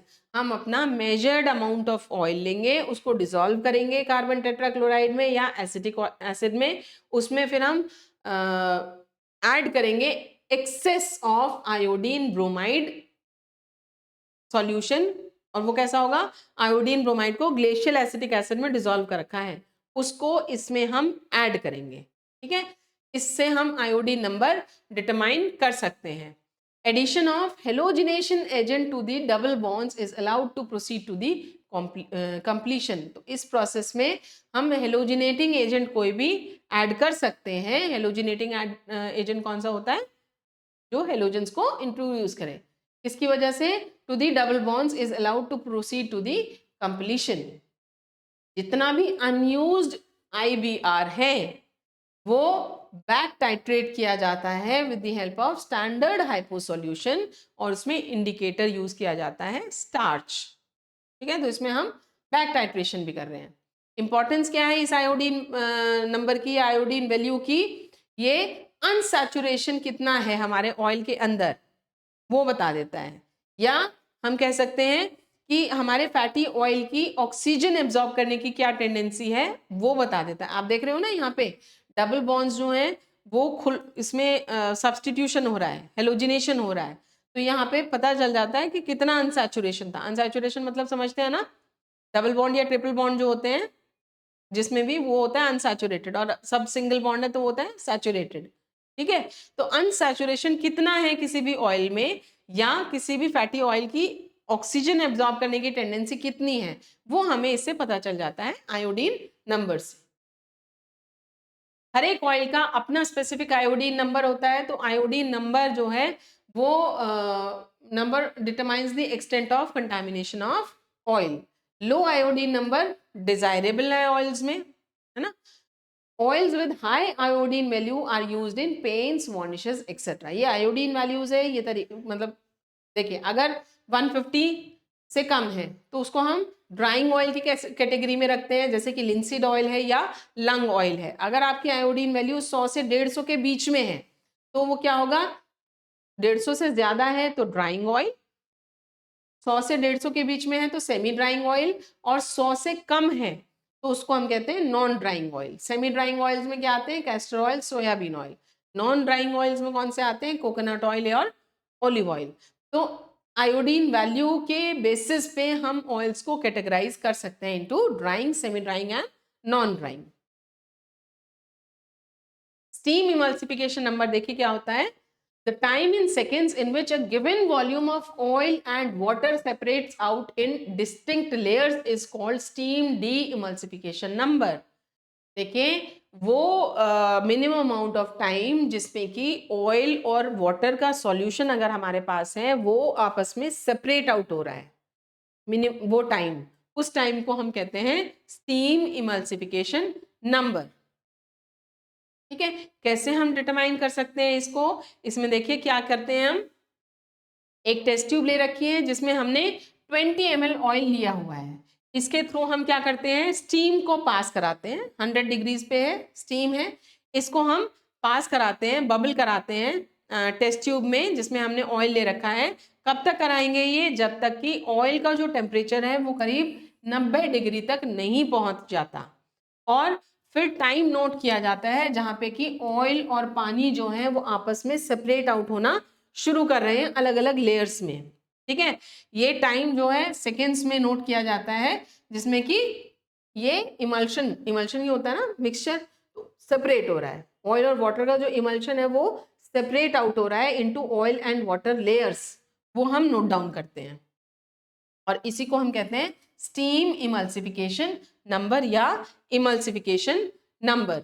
एक अच्छा lubricant oil जो है वो, जैसे कि हम emulsion बना रहे हैं विद वाटर या विद ऑयल व्हाटएवर, तो which breaks easily, this property is called demulsification. अच्छा ल्यूब्रिकेंट ऑयल क्या है? It should form such an emulsion with water which breaks easily, आसानी से वो डीइमल्सिफाई हो जाए, उसको हम कहते हैं good lubricating oil. Lower demulsification number होना चाहिए। जितनी जल्दी ऑयल सेपरेट हो जाता है इमल्शन में से, उतना ही अच्छा ल्यूब्रिकेटिंग ऑयल उसको माना जाता है ना। ये दोनों इंटर रिलेटेड हो गए। अच्छा ल्यूब्रिकेटिंग ऑयल कौन सा है? जो कि बहुत जल्दी डी इमल्सिफाई हो जाता है। डी इमल्सिफाई मतलब इमल्शन क्या होता है? Mixture of oil and water. D emulsify मतलब इनको सेपरेट आउट करना। जो जितनी जल्दी सेपरेट आउट हो जाता है वो उतना ही अच्छा है। इसका मतलब इमल्सिफिकेशन नंबर कितना होगा? कम होगा। तो जिसका जितना कम है वो उतना ही बढ़िया है। In cutting oils the higher emulsification number better the oil. लेकिन जो कटिंग ऑयल्स होते हैं उनमें क्या है, जितना इमल्सिफिकेशन नंबर ज्यादा है वो उतने ही अच्छे माने जाते हैं, क्योंकि यहाँ पे इमल्शन जो है वो कूलेंट की तरह से काम करता है और ल्यूब्रिकेंट की तरह से भी काम करता है। सिग्निफिकेंस देखिए, to avoid corrosion of polished steel surfaces like roll necks and to ensure proper lubrication. corrosion को prevent करता है ये। it is important to evaluate the speed of water and oil separation, ठीक है, स्पीड को तेज करता है। of the medium to high viscosity circulating oils used in rolling mills subject to cooling water contamination. तो ये इसका इंपॉर्टेंस है।